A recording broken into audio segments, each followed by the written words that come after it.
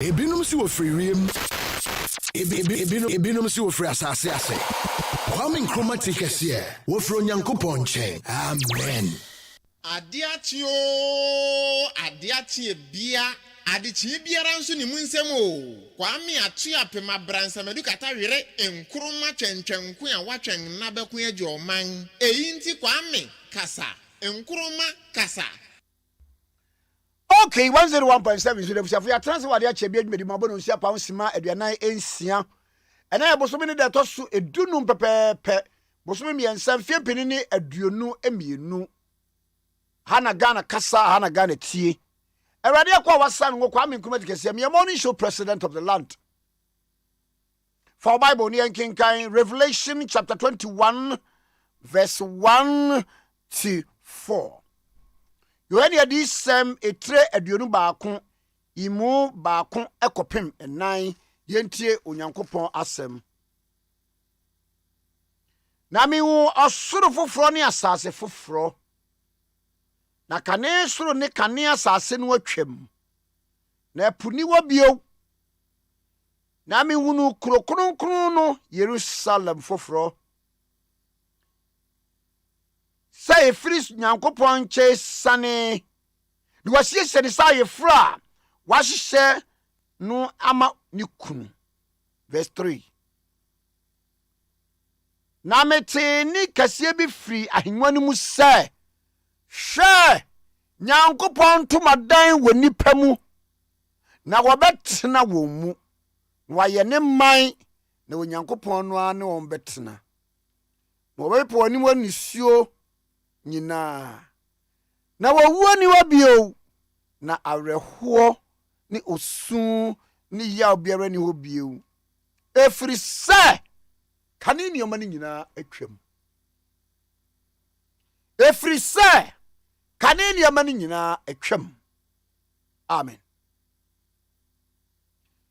John the Revelator ana Onyankopɔn yi adi ye kyerɛ no ewiase de ebeba de aba ene de ebesie no. Ade onyame twa heaven infonini ena ode kyerɛ no. Na mekenkan soro no sɛ de be ya wobɛti asɛm na se yie. Sɛ wo hunu osoro foforo ene wo hunu asase foforo. Ene wo se kane soro ne kane asase no atwam.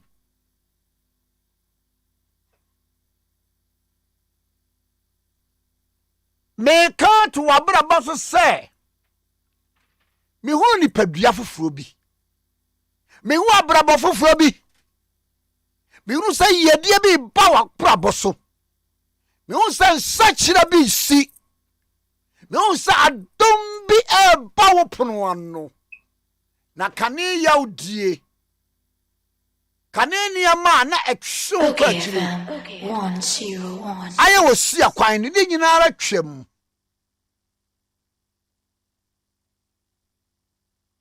Wase na mete ni kasie bi firi anwuma mu se hwe Nyankopɔn tomadan wɔ nipa mu.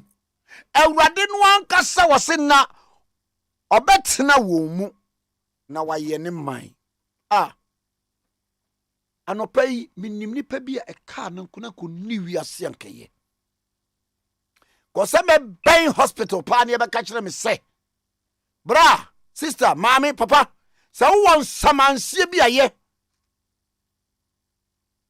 Wo we bi aye. Na wo yare we die enya dia wo benya nkwa. Na wa fra me se me hye nkura ya no pai se nipa na ekasa o na Nyankopɔn sesei. Onyankopɔn se hwe ne ntomadan wo mu. Wano na obo wo betena wo mu no wo bɛyɛ ne man. Wo bɛdi yie. Wo adom bɛyɛ wo dia. Wo inhyira le bɛto wo. Wo eniema nipa die tia wo no musuo no obɛyi afiri hɔ. Was the Onyankopɔn no ara ne wɔn betena. Anɔpɛ me mpaebɔ nie awurade ne wo ntena wate wɔne wo ntua namɔ wate kaa na wotimi onyame ne wo ntena wate yare pa so a woda no awurade ne wo nna so wate wɔmpagya wo wate awurade ɛmmoa wo na yɛdie mu nneɛma a wokɔtɔn no yɛnya wontɔn na wonya bi na womfa bi ɛmɛhwɛ wo yere ne wo ma wate awurade nhyira wo wɔse na wɔbɛpepa wɔ w'anim anu nisuo nyinaa awurade mpepa w'anim anu nisuo owura wo sanse nura bia wo ne nkwadaa no kwade mu bedie yɛdene obi a wahwere na ade bia ne baba ko bi ekuru pa o wahwere no awurade bi pa w'anim wam nisuo wate obi asisi wagye w'ade utese wonni ahode wonni sika wo de bekɔkɔ awurade nkoma wate wɔn bepa w'anim wam nisuo wate de na ne da so asa wa padwuma wonya bi awurade mpepa w'anim wam nisuo no ma w'adwuma wate wɔse na ɔbɛpa w'anim wam nisuo nyinaa na wɔwuo ni hɔ bio na awerɛhoɔ ne wɔsu ne yaw ne hɔ biem efiri sɛ ahade hia me kane nneɛma no nyinaa twam kane brɛ no atwam kane nipa ɛmfa wo nyɛ hwee no atwam kane no nneɛma ɛyɛ osi akwan no atwam nneɛma kane nneɛma na ɛma wo owura ehu ka wo no saa nneɛma no nyinaa atwam awurade ma ɔyaw biribiara ɛhaw abrabɔ mu entwam na wɔn fɛ ni gye nhyɛw ma bra awurade ne wotie Jesus Christ dim ne abɔ mpaye fagidi kase amen ye kenkan efri Yohane adisem etraduo no ba akwimu ba akokopem enan Revelation chapter 21 verse 1 to 4 onyango ba asem ye fagidi kase amen. God bless a homeland, Ghana motherland, faithful and together.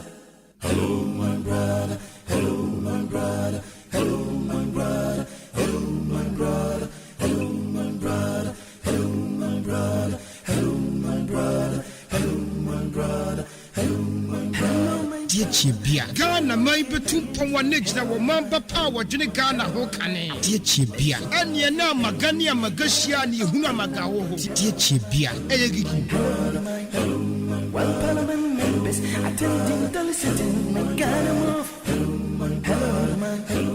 One parliament members attending the sitting in Ghana move. Hello, man. Well, are you excellency strong and never Okay, 101.7 is Senior Bushian for Senya. Some year with a fast like a seer. Emma this way chocolate drink, the union issue share. Cocoa papa bin or there this way chocolate drink. The union say, with this way she be good. In Russia, we must say, be. I have a French emfa, Penin chemfa, I'm sharing now beer and umbi. And when I go school, Fabi show on bagim, na intimate and more warm pa, Penimoons who quite a juma. Fabi show bagim, now so a bit to me abwapa. This is chocolate drink doing ya, and it is your share or say a senate, and maybe I actually be a show you, it to me at the na Pacho Vodafone for as why I sent me at the actually be a ebro. A Vodafone for some can show. Now, me more money, sir, and near my baby or what a yenny pa. Vodafone for one the Bema war, let me a war one at me a pedawa brabo, now Akye pa. Now, Vodafone for say, men can show set.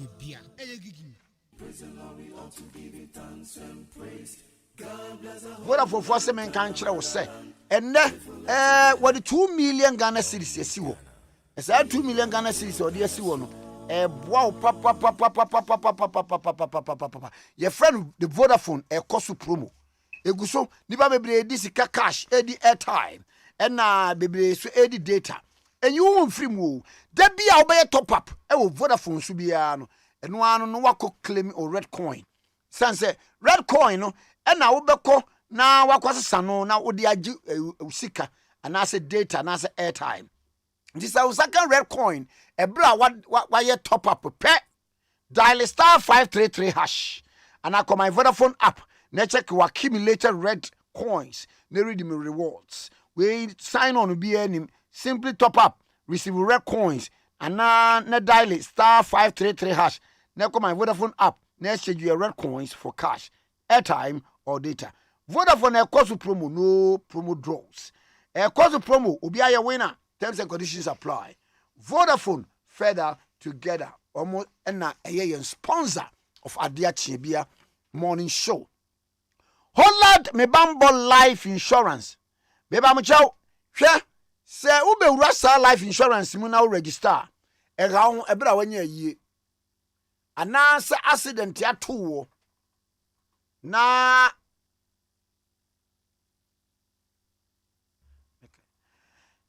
accident ya to na accident to wo no amane hunu awo mu ne se unye sika kwa na de ko hospital na waye ne simple e de am Holland me bambo life insurance no simple ubetimi atwusu se every month metua 1 cedi ana every month metua 5 cedis the whole month no metua 5 cedis ana the whole month metua 15 cedis ana say 30 cedis per month na no ubetimi nya up to 30,000 cedis for funeral any disability cost and yes simple kra and one say would dial star 269 hash while register on Vodafone for quick insurance. After registration, no, say oh yeah 1 cedi every month be able to 1 cedi pay. And now 5 cedis and 15 cedis and said you see no be na and also to me aboa. Na we no Vodafone so na ekwa register. Na so Vodafone cash wallet so no worries about late or missing your payments. No. Say scan crack catch that eden so betua e de ya botre. It with me bambo life insurance no obetimi atrabra bopa sum na watimi aye. Whole life has got you covered. Dial it star 269 hash on Vodafone today. It's insurance made for you. Whole me bambo life insurance was say oba beboa or your boa for ampa. Okay, 101.7 so anyway. Mama fa we mfam na fe yemra enkomo pa ene ye beba so no so. Beba mo cho yare we ya pa sciatica. E pain na e wo sisimu be fa auto ba wonantu na fa wonana asiw nam. Na ye nkrofo bebre a on be call hospitals ahodo enko. Wo ma ye ne ma ahodo bebre enye. Na sciatica yare no ya papa. Akemia bi ya kahwiche mu. Ebi order bed so a gese pagya no obi nso a gese okuta walking stick utra ye 21st clinic for abase wo ba betu sciatica yare no ase ho de afiwa ma wo what the herbal medicine machines any tutu sciatica e de ko e de ema wo me pa mo chaw hwehwe 21st clinic for domi market heavy do building no kuma se hwa overseas ena owo be frɛ wo ma 0540 311 311 0540 311 311 21st clinic obetu sciatica yare na se ko ede afiri wo ede akọ ede ama wo ho ato. Okay, 101.7 eso ini enra na accident yesi a yedidi ho nkomo no meboa sana si ewa suboy area ho a ename ban mesati ni woni usunu mu se accident ni bi so asi. Now the question ename bisa no pe ni se driver for no adabi me kan wa ha se ye betimi aye nhihye se obi a wonam kwanso obi a se we are commercial driver ana se we are private it your mind to be nyan share say every year bia no ye be ma send nipa no at least 2 days orientation.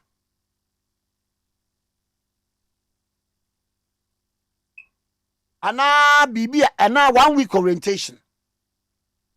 Hwe kanino in the olden days we be driver or car na wakwatena se abre na wasua driving ni ye woto ne bo na waka enehwe wo mo a eso akwantufo eye commercial drivers no hwe boys no hwe ni tirinyi eguso hwe nani enemy be mi share driver commercial driver se wuro na di no anopaya o a wa load a oba cycle ni kan kwa na hye no won sha atade afei ni busa me hu se na ni orientation to say Sa driver no. Onim kura se wo sha atade ni kanko a na obukoku nyina da so na onye onipa se bi wabodama na wadwene kawa ye chew. Okay, FM 101.7. Mami nkodi nkomo we mesa ba nchen bi ba ye besa ato aso. Okay, 101.7 so di Honorable Davis Opoku Obani Manani OPK where MP for Empire so na ye den twetwe nkobo. Honorable me moache. Because so yeah. Hey. Na ba ko de. Yes, what to Kwame bi ko.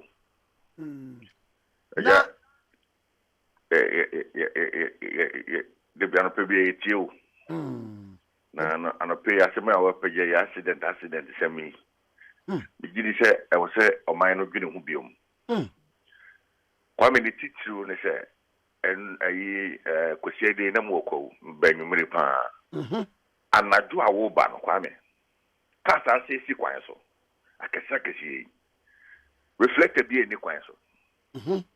De tosu mi no utumi hunu ka kesi na ne backlight ba ko bi eni wa yeduma no nam kwan so wan na woko. Ka be bisa be mo say nti wo ba no. Sabi wan hia a police for kwan so ana. Na omo de omo nye police for target. Eno no me dwen wa menti ase. Na me de meti accident was akwan no so a ehu hia because manya accident mienu e was akwan no so. I know how it feels. Maybe honorable. Wonya accident mienu o sakwan no so. Wo de no enam kwan ba so. E was experience ni say. Me de no, they din kan me ni honorable Kwabra Japan. Sabra na moye primaries no. Yes. And the tosu mienu na say ya me ye primaries. Bruno be kana e near fatal. E ka kete. Nina na ye car ogbo na person ye overtaking. Na we person ye see say. Toda so speed sem. Nina count me dey see there I have a controlled speed. So when I may drive you so be na drive me on. You don't go beyond a certain limit. But me feel that dey who money am driving no. Nancy ankoko kwan so Kosie dey. Saturday a car Benz bus na gumi wa kwese car kesi ase si kwan so because na reflected bi ni ho the pe work car ni nyina abi ewu driver ewu ene niam e won koko e wo between nkoko ni tobut hona. Oh yes, a different from the CS boy kura. A different. Wow. Anu si hu enye se VIP bus car tintin bi na red na a accident no. Oh, okay. Na ono we. Ba ko bi me kai say. Yes, the sa towing system bi ba sesen ka wo koye registration na wo betua bibi kakra. Na ya do a pool. Ema mete se zoom line kura kofa cars ba ya ne de be yes adwuma no ema parliament kura nso je ho mratom mu. Ema akire koye ye ne de nyina koguye. But still none the woken car says it so ye to ye besi to ye pesi ye ntimi to because this no kobo say I na private ade this okobo woman man road management service for limited for na man ye wa ba betwe ti bia 3 days na da sesuo no obi dia bebom ginginan ne wawu na nsan ya ayi ha tesa no ha ya o ye ha ya tesa no car e free ayi ba eno se kadem potem wo dan potem wo wodi be wura ase no akontufo kanana asemi pa we de ye ne dey because obi nim da bia nipa ko so be hia bio kwa me before say I was say to me revisit this plan no me kai pa say zoom line asembe to ye nyina ye ka seti abi but when you aka kwanhia wa kwantimpon so a na ne nso no beto so a me sisi a metika mu kra na meda. Oh, sometimes I be am tibi gumeni mu ase because a bopo to kitu mu ade meye ka mu no. Kwame because what will be paying? Yes, we need to revisit Zoom line on plan. I think it's not Ghana for challenge Kesie ba the mode of payment no. And there was a EKWANSO near revisit it. Na say ye besi se mu kakra na Ghana fo nyina ti ase a enra yi kwesi ada na me electoral area coordinator baako yi akomia me ne di saa de hu a o kan ya nkomo na me chense komo ase de anase yi o tremaya bibia ye shared responsibility ejodu a obeka se ne me ka me kita no ebia me ti sprinters me the free sprinters a na me dey go pay ministries me ntu kwan me nya hwe me ko ba bia but a shared responsibility anye wa bit na yo busu ani bi na bit na yo un padanfo bi na ka ene krampo a je say sa kwan ya ye kan a to apedwajansi ya ye no dualized we kwa na we ba ene crash tell na accident si wo kwan so na le tema motorway hwade wo na ma we na ma so still accident is because amount for caught beyond a certain speed. I think a brave do say Kwame. I was saying to me, you install the speed cameras along these lines. So your addressing system can and you're ready. You speed cameras. Now, Ubekwana police checkpoints were quite so what speed camera beyond Ubana police for park near the local court. Ubana police for park near the local court. Ubana police for park near the local court. Because I thought that speed was what they laudable. Yes. Say ade no bedru na posifo gina masa aha te say abrochire no wo ko say eno anu ya process of the court. Yeah, a process of the court. Okay. Ya nya ni sa na enku speed na because police for no say you want to police ni ngina junction bia so. But with the speed cameras no ebia after every 1 kilometer bia na speed camera 1 kilometer bia speed camera 1 kilometer Kwame uko UK na only obi o free UK air drive ya sometimes na as a wora otumi duru baby on go beyond 20 because you be beyond 30 because camera ebo na camera bechi okra de just crashing say police bechi because camera chiwa o ha we near pa bu nwa na ye de ticket abro bahano because the addressing system no nyendi mu no you know you even get ticket some now or fear need to ticket abroad. It's where they are at the various interjections, no. A police for be mounted you oh yeah, near betcho. And they got two bootina. Ye two boot I would reward. If it's me the police pointer, Obia Wafumbia, or baby and police agent no.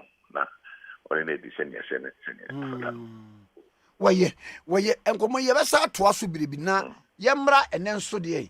And then we see ebeya sa COVID-19 by force test no men kan say sa ebeya enka yenyi mfiri wokora ada isese covid no ekọ ufem ana suro na wunsuo say ehu hia bia sa anya ni sa Kwame ene covid ba ye hu ni sunsanso de ba man se bi na adwuma bia nkoso wana ya ban adwuma dodo na no wanti fia na aban busumi bia na ye ko peska kutua wonaka omwa dwadefo na kane no mo tutu kwan ekọ kwamane no woni ntimi nko na abai de hihye ya wudro bebre betu da se be ya coronavirus na atete ni betimi aso ano ebi ni se utu kwan ana so fiamano ne na ubagana na abai ehwe nim se obeye de ehwe ni PCR test 48 hours and sana obedu ya mai mo ase ya toso mienu na aban ehwe se obedu Ghana obesan ye test e wo hase vaccination by ikra na akoye requirement se oba at least answer obetu kwan no bo homo de se nia wo sa apane no tienye Ghana pe eye miamia bebre amanone okoba bia na Ghana na tie UK card there now drew you must sign a passenger locator form. Why a second day? Why a 8th day? Opeso yen tam crown was a 5th day. Nina ni abayin anansi abayin would draw no. Now one of pest fire on the back track coronavirus no soon so. Then plan ye kase Kwame. Yare we are bit me akase ya so ano kakra. Because nipa dodoɔ na enya vaccination me gidi sɛ o show studio hɔ na anya hwe kra no 4 out of 5 no I am vaccinated. And the wow think why am I going to say only vaccination no unwo and say why am I going to say unwo because a book and then me krom ko a ye kwa de konkra to memne de kaka ho nyina ye de vaccination ai nuri ekoko wo bia pa there. It can also say gradually no we are fighting against it. Na me how kakra say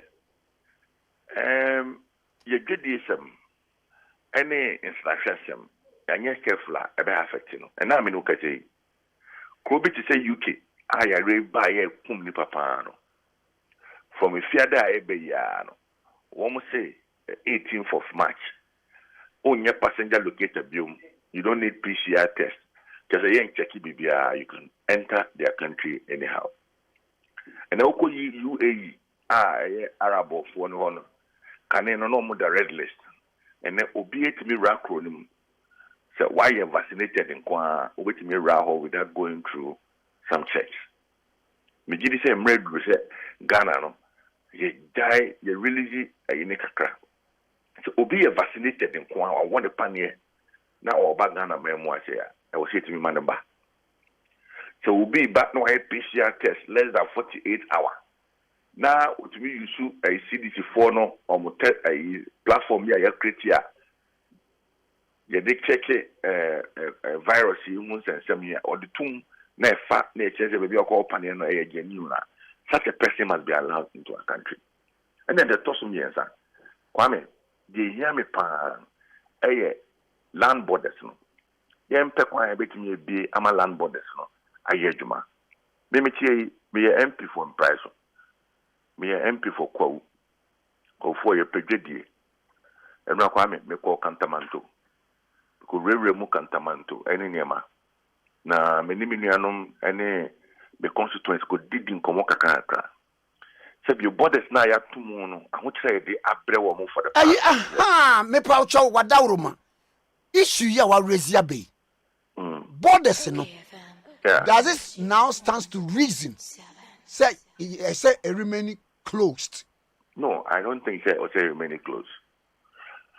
I'm pleading with government say, as a matter of urgency. No, them people are better me be borders no. They are my ready for no. Because I want to the urban. So you, me mama no me manum. Me me call Cantamanto. Me nyom ko dim komo. Yame district my imagine say me for kanshi. Because me gidi say, yani wahai. So obi awobi di be sa obi a be sai ade no so kura say no se wunya kura san say wa wonti kura no enya ade a effect ne so bia. Yeah. Aha, enti ye betimi ye borders ye betimi test obi a wo ba se oba kura na o temperature ye be test near the area ya hwe no observe that protocol no an wawie. Yes, I agree. Because more than ayi Togo almost one weapon as in Ghana, yeah, weapon. Oko Nigeria, almost one weapon as in a weapon. Oko Ivory Coast, almost one weapon and senior weapon. Said you be a Benjiska, Atra Plemo, Ako China, Ako Dubai, Ako Digaba Tongana. I say, can Nigeria, me say, Nigeria, yeah, I may papa de Mamina, Mukoma Kubida. So that's it. And then no one, they actually, man, they should be na ayi mami sa musa de wi ye airport no a ye de ama Nigeria ni a wono na edidie ho aye se kwa se de ba 50 eno so no kan say oh Kwame me enye de ye de ama no ananse de emfa ma ka ho de me worry pa eno me problem ni say test no e adoso by also a 48-hour PCR test. We do Nkrumah say was a test, a duplication of too much. And no at the airport no antigen test any year war.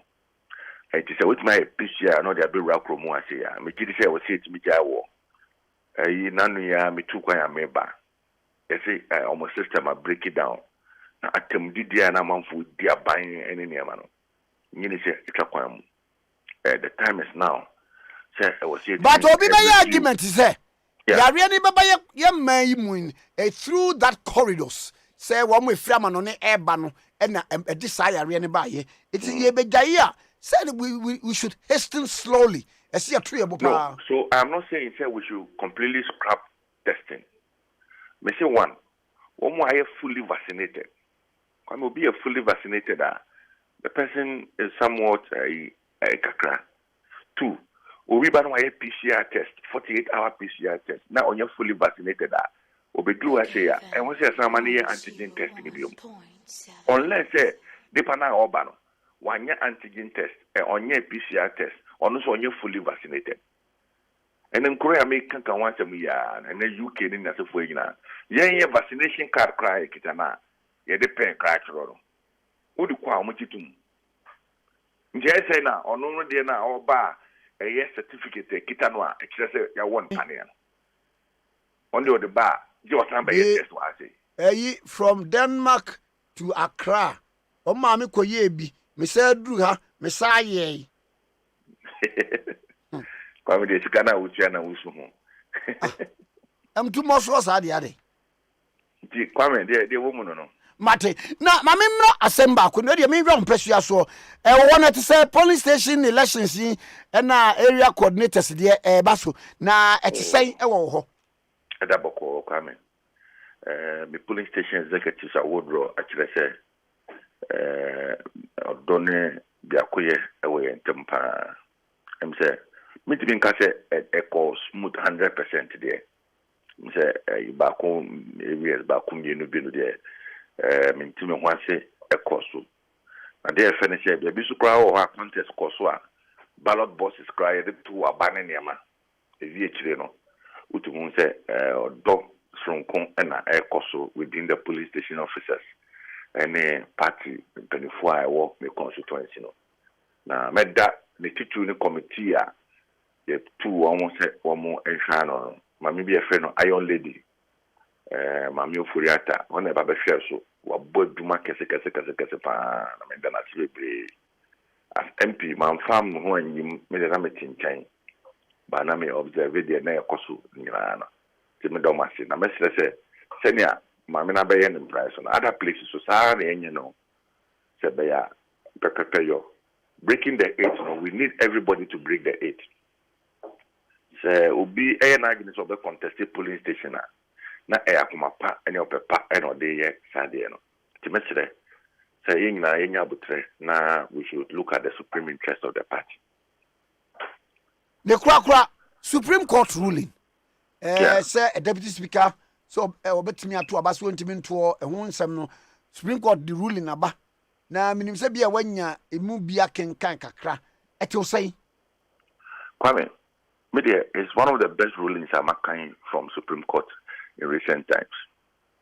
Logical. First of all, representation so strong say semeti he na amanfo ato abayi mi asma shebegemi wo parliament men ko jina man na mu e wo ma shebegem as MP from price so me ko yes ye shemra men ka o ma dwen enjire Ghana for sani sani fata no na me do parliament ni ama me additional responsibilities here sa representation powers na me wono manfo ato abayi me se men ko jina man na mu parliament because the CNA ya deputy speaker and I say presiding you know want me exercise those powers. The constitution is very clear. Nipa only vote to me to about parliament any speaker of parliament. Nipa only vote to me to about sometimes obey me about a vice president, ministers of state, deputy ministers of state. Won't me about they can contribute to the deliberations, but a grabber won't be. But so we a member of parliament, be quiet. We a member of parliament for Mena. We a member of parliament in Priso. We a member of parliament Northtown. Now a man for to Obama now yes he take decision in parliament. Now by virtue of the fact ABI is so now Konoko presiding. And when Jaman for say want to mean to Aba. Na on our way. Yes. Mo ankasa mo so mo mra se badwafo no emu lawyers ni bi say.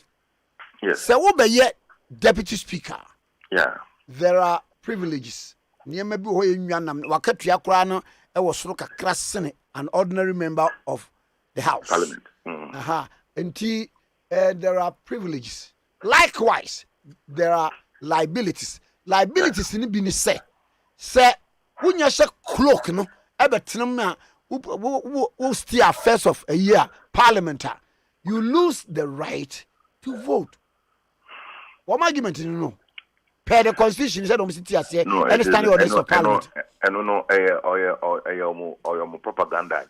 Your constitution is standing orders of parliament. There's nowhere in the constitution that says a deputy speaker whilst presiding should not vote.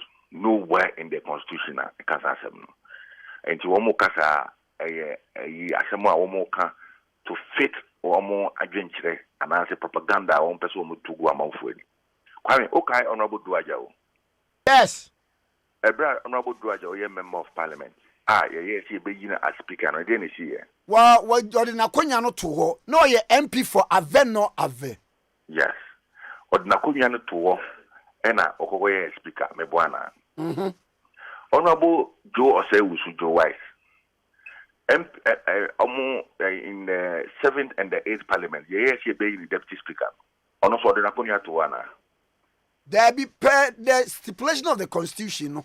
Yes. Would mean fat Wakunyan to as deputy speaker. As deputy speaker. It tells you, say, the deputy speaker is entirely different from the speaker of parliament. The man say, the speaker of parliament, or no only vote. It does not represent anybody. But the deputy speaker still remains a member of the house. Kwame William say, who say standing on this name Ukraina. I thought that not speaker niho, deputy speakers mienuni niho. A member can go and preside.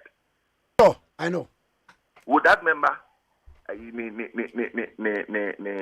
duty of representation or no. So whilst the person remains a member of parliament, and not the primary responsibility, deputy speaker, any minority leader, any majority leader, chief whip, those are additional responsibilities. Okay. But the reason you need to represent the people of the choir. You need to represent the people of Fomena. You need to represent the people of Impriso. But I want to say, Nipani Bikase, Supreme Court say they should take measures to practicalize Sadian. And to almost say, now you say back to square one. They say, as about parliament, the parliament in which say obey implement say the deputy speaker can vote. Eti eno no Sadian no et say so wo fam. Ohene your constitution no enchire say deputy speaker entiment to aba. O say standing orders now. Eno na at the point actually say whilst presiding you lose your original vote. But o say the roles and responsibilities of the speaker. I see the speaker shall have no original vote or no casting vote. With the emphasis on shall. Yes, shall have no original nor casting vote. But none is said about the deputy speaker. Or say only original vote. And it is so because you see, sometimes and whilst presiding, you are not expected to express your opinion on such matters. And to deputy speakers crano, omunti a gemuna omotia. Ye deliberating of parliament because you need to present yourself in a neutral way. Be I say, oh no, ya bitter sort of say, ona would be a seminar a GMO. But when it comes to casting, twaba a paibi, and I say, on an important matter, your representation should work. You're a representative of the people. Okay. It means that you are reneging on those duties. 2 minutes, they say, "Be sure my name." Why didn't say no? I be deputy speaker in the say, "Man, won't be nebium. Won't be nebia for you to no before from my mayor." And until such a time, you be shemra. Niaka say deputy speakers no should be a appointee or more. They should resign as members of parliament. A deputy speaker of parliament or any other member who will be presiding in the absence of the speaker, no, has the right to decide to vote in the house. So for me, it's straightforward. Yeah, the element is one. I say my okay. Woman, Masabi wene. Asem na abentia. Akwai 137. No cry no. Diabu ni bia kopie mu. No. They take advantage of it and they want to mess everybody up. Okay. That's what is happening. Okay. Oh no, Medase no pay. Medase, Kwame. Medase. Honorable Davis Opoku OPK, MP for Empire, so member, Public Accounts Committee, Works and Housing Committees of Parliament, and the night train commoner. Young way. Honorable Roxanne Nelson Akye. That's where my poor MP for North Die. South Die. Now, I am member Constitutional and Legal Affairs Committee of Parliament. Right, me mo no pay. Kwame mi also michia etiefo nyina no pay. Etitru michia me person for Peki Bali Beve Bongo. Awo from Mantel. Omo nyina ajo so na boko de. Kwame yo what can Peki accident yes you mean so omo boamane 4 perish in fatal accident at Peki. Esi no watching. Nti ama we no anajo na police for no etimi ko yi kan no fi kwan mo once accident ni see no na truck ni no baku edi cement ko na baku fa bayre Benz vazia wako ludu bayra or the bank crime. Okay, so Peki Training College dancing nti na ho ni ho e cap nti na hajin pa but no omako you cast na fi kwan nti at least the way na cast na wo ho if you are ade chin no anopa be see no anyumre no na eno so na expose as a danger to other road users nti no anajo omako you cast na fi ho na honorable abusuafo ya akọ honorable eti endo baabia esese o man no pa spate of accidents itimi tena se adwene ho because enra the worker the finder Kwame on state of accident no o man no there is very little the government can do the yen adrawa for years to my answer and the Kwame bebre trika oma the license but omu nim baby a DVL impo they don't know omu ko trace car ma obi na ya license na ya dia bro mu fi training I saw mu from asa na omu trika na omu fo and then obi wo wanim e wo kwanso kwan ni mfimfiri no wa park na ofa passenger o ka God di watem obi di watem obeka fo akyere when you cannot do that and then odu Nkrumah I feel no obeko 100 kilometers per hour meanwhile running so odu Nkrumah you have to reduce your speed and the speed ramps be to see how do o mind be also a speed ramp say the anua na you the ball na you the cement na you na adawa for you bufunu Kamia said the people are right to do that because you do Nkrumah you cannot reduce your speed. Now, if you now 100 kilometers, now obi anabe mu ebi na so the name wakoye bibi or the abai chaneti boy ni o jani if ni mami ho akọ the other side o tray kwan mu na ka bono. So if they understand subaya these things will happen. See, mamemra enkomo at that midnight 12:30 a.m. no one for police barrier so what bra party na jewa home da be 2-3 hours yeah we need to attitude no way to our kwantu because problem am who say car si wa na dwu nyina no wo ba hwe si no na driver na eda exactly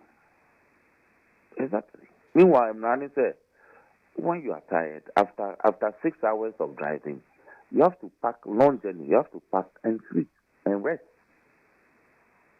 Na Ghana ye betimi a ye bit said ye wo abrochire hu say e bia wo nam highway a wo kwa be hu rest stop na wa mane akowuram na wa rest kakra bi okra na obekon there's a cafeteria nim ne ade from every Accra Echo Piki 2 hours minus traffic 2 hours. So you don't have a problem. If you pick Echo Hawkway, a 1 hour, a 1 hour, 1 hour, 30 minutes. It's only problem. As I can wama Mrs. Quine ya. Pick to Hawaii Quine. 1 hour. The Quine ya 1.5 hours. And the journey is less than 6 hours in terms of travel time. And the overcall rest stopper. Yes, with me I could be. But there are other issues. Okay, FM. Accidents they see, you know. A one accident they see, you know. And yet, Eastern Corridor Highway now, portion now, asphalt was no. And there is no portal, there is nothing. And a quino, a quino, a move by threat to add into a car, you know, as almost this. Bakwabre. Thank you. Last week, we call me personal one. I'm a bank client.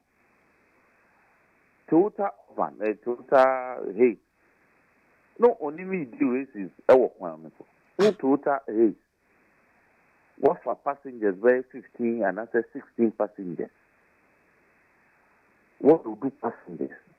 Only Land Cruiser 18 sound. What they want?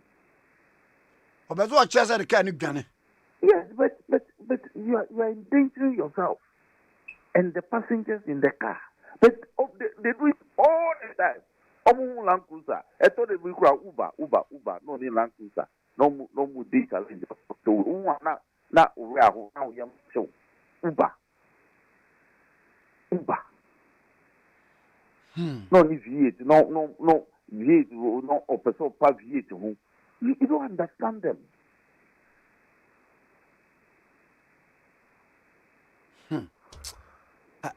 We are not Sergeant some cry. Yes, our attitude is look. Kwame, I said to say, you want to do. Be a person you're driving. Be a person also see him, and it's so dangerous. And they cry say no. We are boys here. Almost car. We can commercial cars no. We the doctors. We the nurses. Teachers, one day the phone call for my mom, papa. Now, Korea Banty, party to go out to Gary Yacha. The 3 minutes call who the one no speed ya test a day. Kwame, me and your hygiene and hammy. And yet the attitude on the road, sticking to the proper road regulations.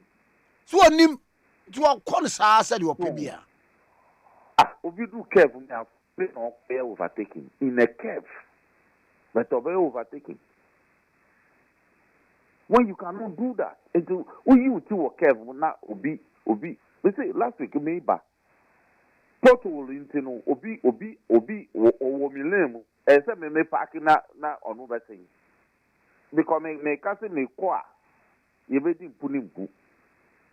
Portal, on the side, it will jump in the side, and no about me lane, head on, me man a quine. Meanwhile, you are supposed to slow down and go through it. But about me bano, we get a Land Cruiser me bano. Or no, about me line. Not me to run on message. And they don't care. And these are passenger cars. Passengers in Tiano, Cafe, a young they say driver no chicken in Tamamo Wako. So the attitude is wrong. And I'm very sad because are you on my way? Why no you must say say nipano okay Psalm 23 I said thy rod and thy staff they comfort me. Say when the S what yen e dey back when S what boy ho ban. When the issue is about attitudinal and conduct, you know. You can't blame the police and as a road safety commission because Udu road checker can will slow down. Their police for Ezomuyan, any their soldier for Ezomuyan or my was sent to car. So can you check its speed? Because you don't have the gadget to even monitor the speed. We feel saying roadblock a wire, then also checking on what checking on what review on say continue. And I say proceed. No, we to the car. No fire call. Within minutes, or drive 100 kilometers per hour. So, Enna, the brain so almost basic one. They won't see a car, almost the brain, have a almost basic one. They won't stop and watch. Almost by our no basic one. Ofi, a feeder into major road or arterial road. Or by oversequem. Meanwhile, the rule is that Udua and so Jina, no Ashaha, no Ashaha, no Ashaha, and start with sequence. I thought the Bikra, the highway near free, not car, eba, no so a crime down into no per se, if you'll be in a nimuno, or no speed, no air set, or no per term up and home. What why you overtaking a Urbano? Say, Obi or one person sequence, or for say a limb to do, even though we are overtaking over sequence. And all those things are happening. Oko Western region, baby, are still timber, wow, mutual timber, timber tracking. Kwame won't be a we show. And the way they drive on the road, then you pack it timber now. Chain I saw Mudisum. I told you be a chain, no, you had the chain back open and so timber bend you no man, nothing in some. Oh, no, who not cheer never. Thank you. Na chain it here. I told you almost got electricity pool. Okay. Na flat body no more ludu. Ubo se bar. With the existing Kenya is so unimuno. Yahondi. But no more Kumasi Kwanso, no more bar. See, I don't know. Honestly, I don't know what you want me to say. Honestly, and when you police are saying, nobody should blame Ghana police in this matter. Yeah, attitude now. Attitude is Enna Obia.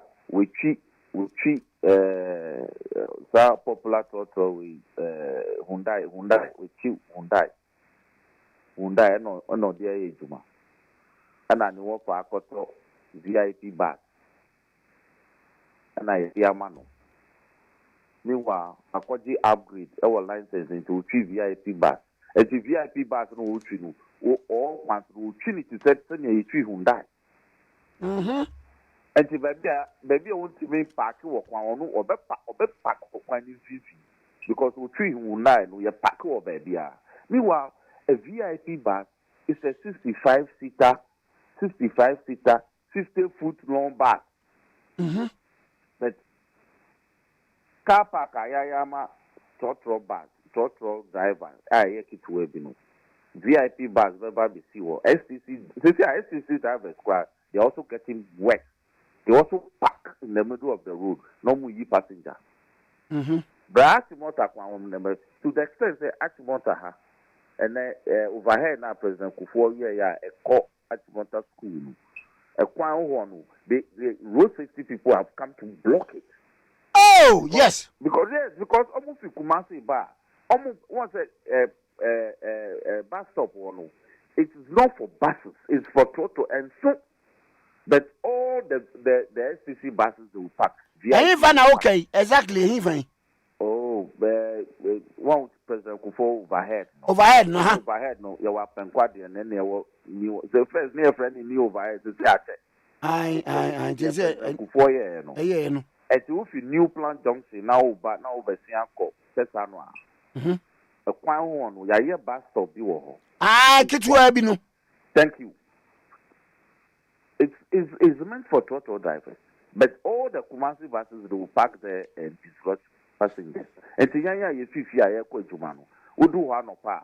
Not on much equine. And a mammy Sama, what dear Bako said, one more be pack here, not taxes for no swap. wɔn nso pɛ nkurɔfoɔ afa wɔn afiri bases no mu no wɔn nso di mirika na ayi. And the road safety force pam no tram no they have come to block say obi and park or hobby. Yes. Sasa. You see. I see. Ya kasi ya di ekira adaje bebo yi. Na ya beto aso nkomo ya ekira. Na mama Musa Supreme Court ruling. Mr. Michelle the Damanim ya in the Superior Court of Judicature in the Supreme Court Accra Ghana AD 2022 Quorum no ye Joche Amagacha Zakote Owusu Mrs. Lovelace Johnson Onyenyuga and then Kulindi. Ruling how many buy no at you saying? Oh, I mean, not just that you are not monitoring me. I've been speaking since last Friday on this matter. Now, ruling no, I have film, I have it's the court, no, I come here say the court entered judgment without averting its mind to senior parliament Juma. You know, my criticism is brave, but no pay no. They are making me a canon. It's the court no enya butre and oye ishemu efa parliament Juma no senior yeno senior say no at the sign at the internet sa the new say anka on be master judgment. But ansana never Kwame but ansana meko ahono maminka assembly there are factual inaccuracies in the judgment. Sir. One on the 26th day of November, Friday 26th of November, Ada rejected budget in our parliament. Then 137 members in our parliament. Then 274. I just have to pay. And I made Juma. According to the records, no visa permission. Now, judgment in actual say. Judgment in say we were 137. And I am still struggling to appreciate which document the judges relied on to make that factual statement, which has turned out to be incorrect. You see, and the court. Copy 3 of the ruling, and start from the top. Okay, page 3 of the ruling. Yes. In a challenge to the ruling of the speaker, the majority asked that the vote be retaken by decision. Okay. Before the revoting, the majority walked out of the chamber in protest of the exclusion of the Minister of Finance from the chamber before the vote. After a short suspension of sitting, the speaker returned to continue with the business of the House in the absence of the majority. With 137 members present, the speaker put the question for approval of the 2022 budget to voice vote. Okay. Kwame, end it there. You see, so who are quite now kasa, a difference who are caught now kasa. Because some are caught in Kebiano, there's a presumption of regularity about it.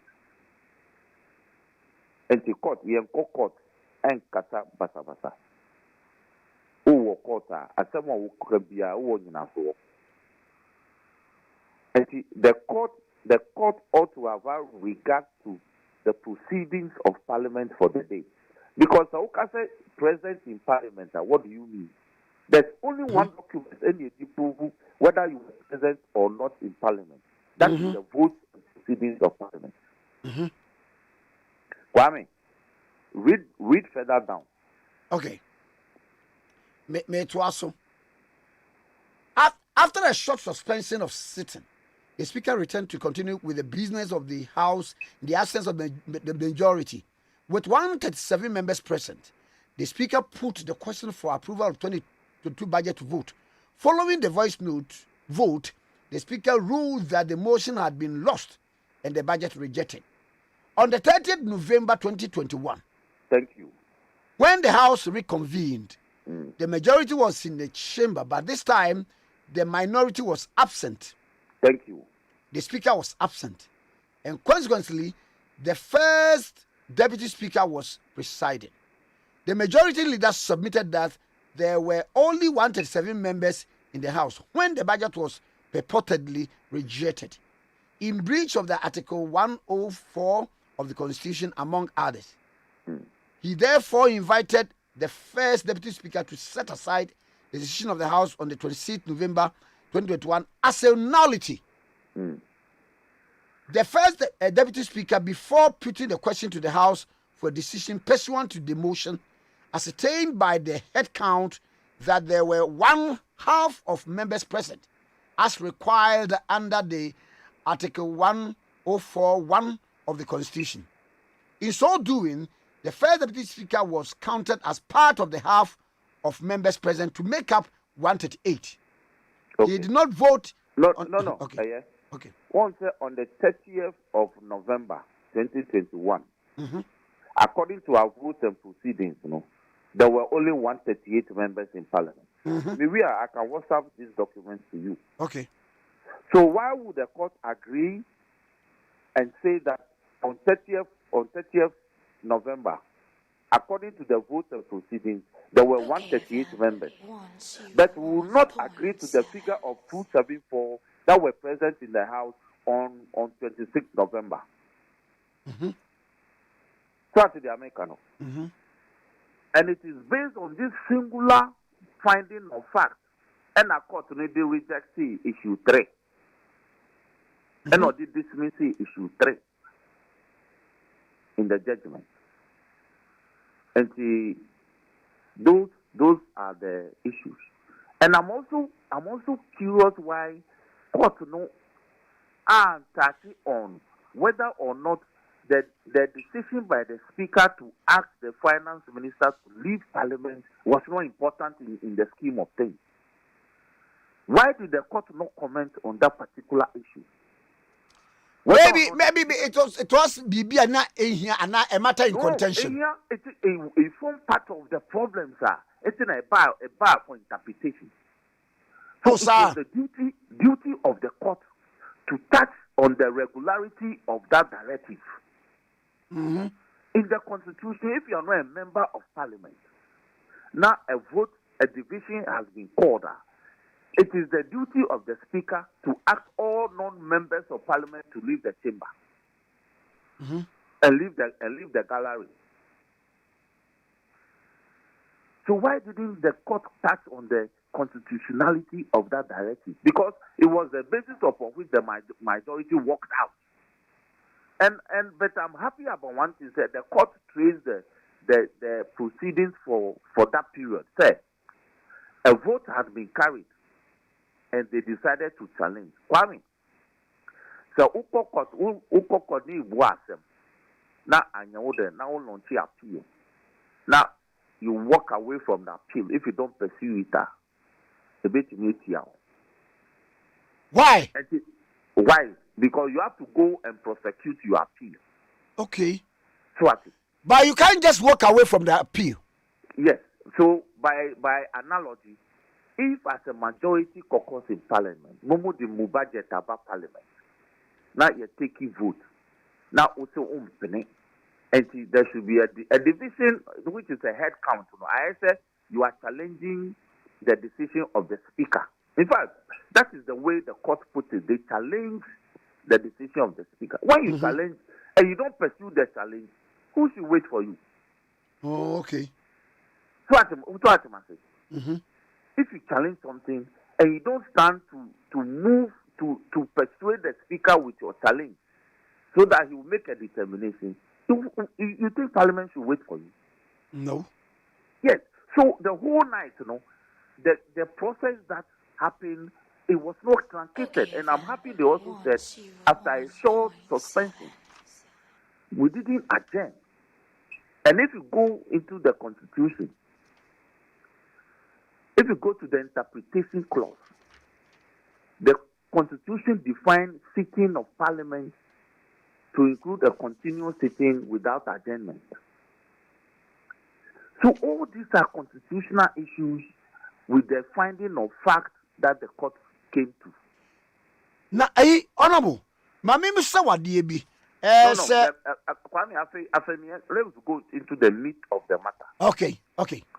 Now, when you are a deputy, OPK or no or council, when you are a deputy, who says that when you are a deputy, when you are a member from Formina or the Kwai, and as a member from Southern, when I get the privilege to be nominated by a group of MPs to be elected as first speaker or first deputy speaker or second deputy speaker or even a speaker tomorrow, when I do that, it's about the deputy, so let's give it to be elected as a first or second deputy speaker. If I get the opportunity, and there's an opportunity for me to preside over the house, and for the period that I preside, I am unable to vote because I'm sitting in the speaker's seat, I lose the opportunity to represent my people of Southern. Who told him that?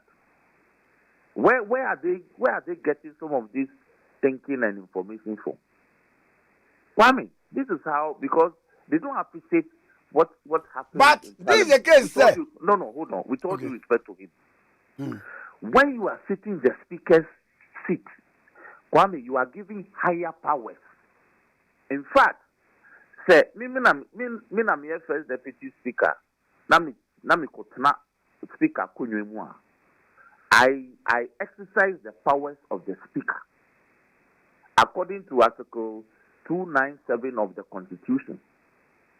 I exercise the speaker's powers in the seat. Entina say debate bana OPK no sorry no jina wa me pa me friend no. Na man friend na won't me nkasa. Kwame, which power is greater than this? Hello? I don't meet you. Number 2, for your vote now and in parliament room. What about the patron? What about 295? No, 295. No, 297H. H, you know, huh? I don't know. And I know I'm in a Mudin Comono. Like lawyer Gary Nimakon was say. Where's directing or empowering a public officer to do any act or thing, or otherwise applying to him by the designation of his office, includes his successors in office and all his deputies and all other assistants. Was the way any related to the matter in contention? How is it not related? It's a speaker of parliament, a private citizen. Was it when you can be to Sabia? The assembly been in it. Gary shouldn't even make those law school arguments. Which portion of the Constitution is not relevant? It's not related to the matter. Hold on. Doesn't you know that as a lawyer, when you are reading the Constitution, you read the whole document together to understand the purpose for which we make provisions? Okay. How do you rely on a portion of the Constitution and don't rely on a portion which is relevant to a matter? Mm-hmm. So tell him, sir, let me say, when you are reading a Constitution, you read it as a whole. You don't read provisions in it and leave the others. To be able to come to a purposive interpretation of a constitutional provision, you have to read the whole document. Even marginal notes. And let me take you, for the importance of marginal notes, let me take you to Article 295, implied powers. 295, yeah? Yes. 295 plus 2 now, okay. Yes, look at the marginal notes there. I'll say. If I just 295, mean kind 295, nah. No, try. Me say kind marginal notes. No, once I show baby, way be one chain. 295 wrong. 295 Pajomboa.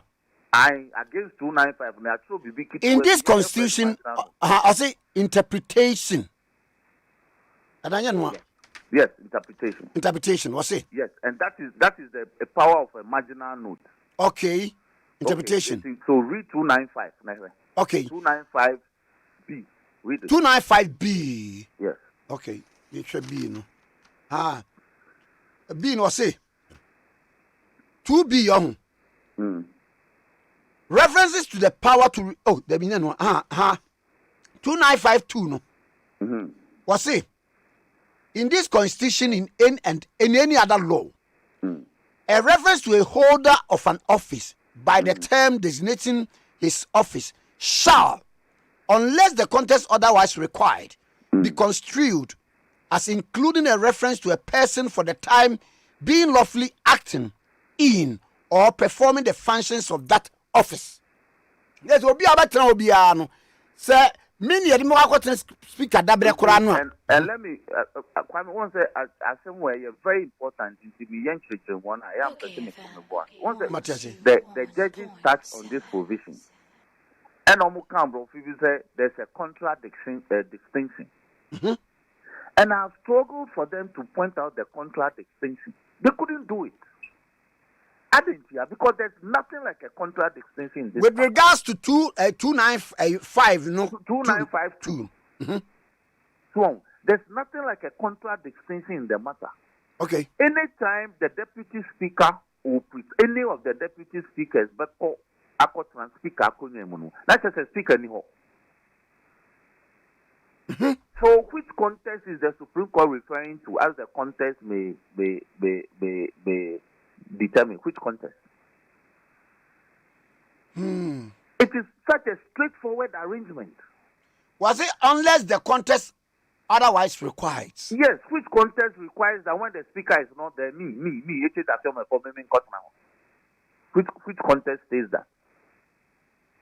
Where in the Constitution does it say that in the absence of the speaker, any member can go and sit? Hold on. Okay. It is only when the speaker is not there. The first deputy speaker is the one who sits. When he's also not there, then the second deputy speaker. When all the three of them are not there, and no Constitution is any few hono, then you ever start transit. Yanya yaka ya wohono, you better transit atuaba. And not to say atuaba, I bet to about me, it is that you're my person, me cut my down there as to decide. And Kwame, under that arrangement, when I go and preside, I lose my right to vote as the member for Southside. And that is a liability. It is not a liability. It is a duty imposed on me for sitting in that seat. So will lose your power to put in a vote. I will represent a constituency. You see, you lose it temporarily because you have assumed greater role. Oh, okay. The role is that when there's a need for a vote to be taken, I will give the order. Do you know that when I don't give the directive for a vote to be taken, the vote cannot be taken? Okay. So the American. Me too, pa. And every time in Parliament, and don't let anybody can't a Parliament, where there are a lot of the issues, we only debate them, we don't take a vote. That is also a big fallacy, such an erroneous thing for the Supreme Court to say. The suggestion is that there are some businesses of Parliament that are trivial, and there are some businesses of Parliament that are important. That presumption is so rebuttable. Every business of Parliament is important, Kwame. And Parliament takes decision on everything. When Parliament takes a decision by consensus, it doesn't mean that we haven't taken a decision. Me too.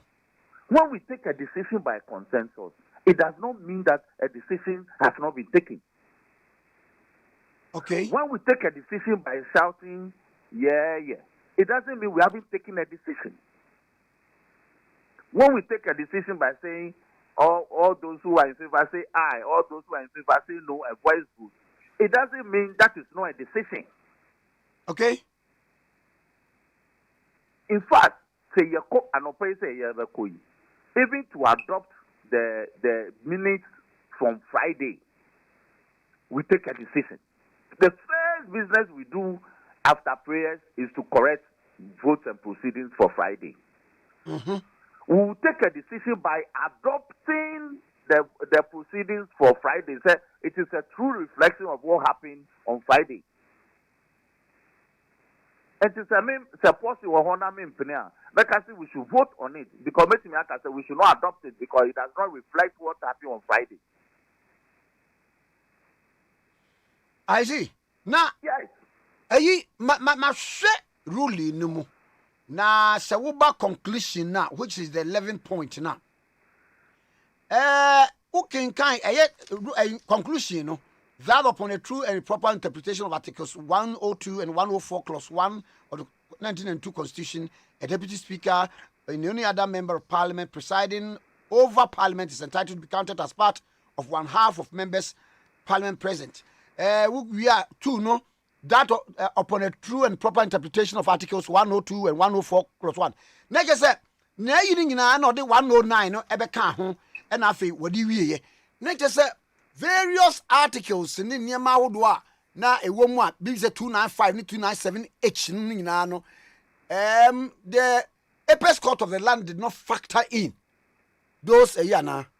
That is my point. If they had factored it in, they wouldn't have said that when you are a first deputy speaker or a second deputy speaker, and you go and sit in the speaker's seat and you preside over Parliament, you don't exercise the powers and functions of the speaker, which includes the obligation not to vote or not to participate in debate.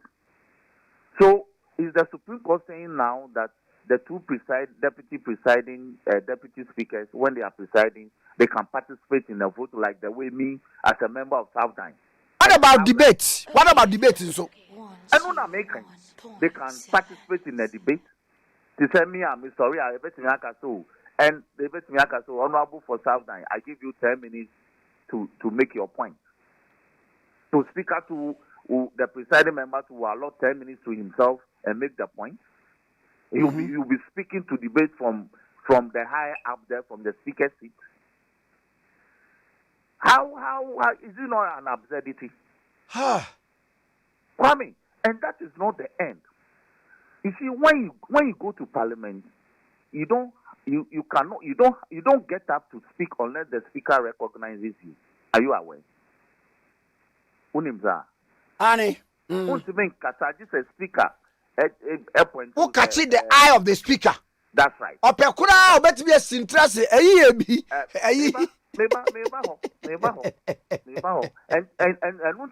some of these things the Supreme Court didn't guide itself with some of these things. It is speaker and you think what can say you should go and practicalize it the decision. How do we practicalize it? When you are refused to be guided, when you made directives, you made an interpretation that is leading to an absurdity. It is part of the absurdities I may pointing out. Okay. So it is the speaker who recognizes the member. Even the leadership, even the majority leader, when he's up, the speaker and friend now. Wow. Yes. And I've seen it in the 7th Parliament. Honorable Muntaka was on his feet for 15 minutes, speaker and friend, because the matter was a very controversial one. One friend. Honorable Muntaka became, he was boiling with anger. He wanted to speak and friend, 15 minutes. He had to sit down. It is speak and friend, you can't talk. That is the power when you are sitting in that seat. That's one. The number of minutes I would ever speak and I catch. And to speak amount of time now, that's a year baby. I bet you can honorable member wind up. And Supreme Court is saying the same person should also have a vote like me. When I'm talking, the person who has the power to say I should stop should have the same right to vote with me on a matter. And number 3, Kwame. Only when a voice vote is taken, I will be a castle. The eyes have it, the nose have it. Mm-hmm. Now, Mr. So Mempene, as I said, me fool say, when speaker said the eyes have it, me fool say, I can't do. Yeah, the end doors, we should have a division. To say the opinion marking ye be no. Thank you. Okay. To say, even to get up to challenge that voice vote, speaker must recognize you before and sign over to Nyakasa. Do you understand my point? Mm-hmm. Even to get up to challenge the speaker's decision, as a speaker, as a one so no can say yes or no member. What is the problem? And then I say I want to challenge your ruling. And since a speaker now recognize you can't say that. Now, Okay. Now, the speaker will say, okay, clear the gallery and do the head count. Speaker must give that directive. So, we are not speaker, I can say, you are out of order. That is the end. There will be no division. wow. Yes. Opekwa omi entwaba. Oh, yeah. What me and about or see the voice vote is carried. Finish. If you still want to the speaker has so much power, say. Abia voice vote. I say eyes have it. What challenge I was say there be the wire now. Thank you. Hey, the speaker has that power. Then they say who has a way in Quebec court.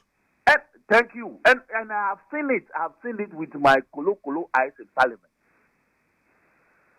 Okay, so who say speaker no one might do filing formal motion to come and challenge the speaker's ruling. Most in our filing, why never admit it? Hey, speaker. Thank you. The speaker admit here. How can you move the motion to challenge his decision? Wow. So when you understand all these things, the Supreme Court, I know, so absurd. Shrouded in what level of absurdity? The level of absurdity is that the directive, the interpretation they are given will lead to chaos in Parliament.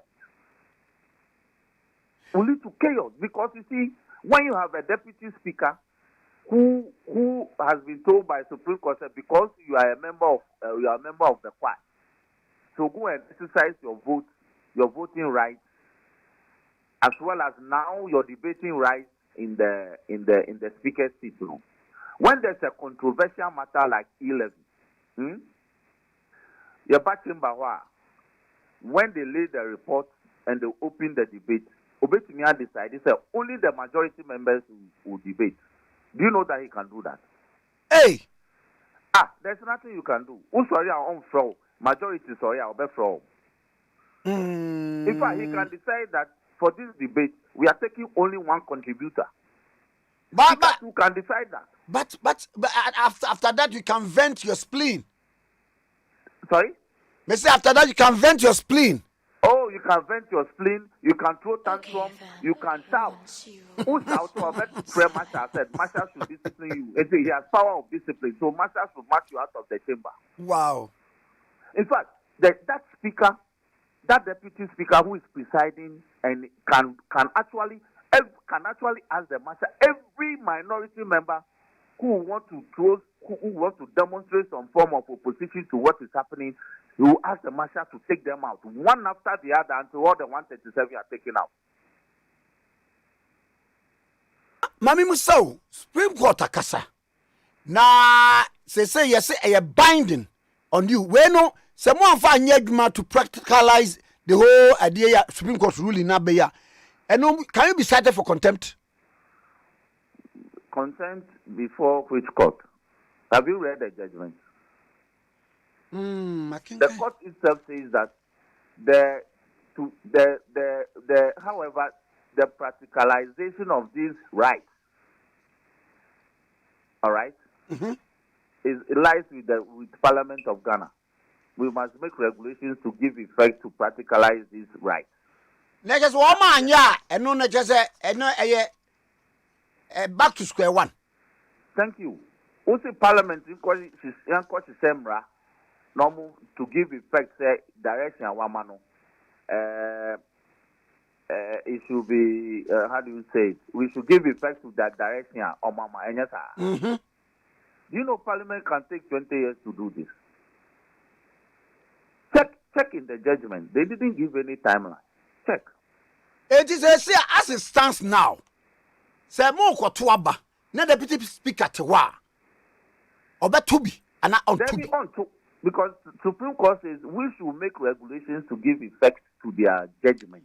That's a regulations be back on answer. Thank you. We should make regulations to give effect to that judgment. And yes, sir. So that regulations, the judgment cannot be given effect to.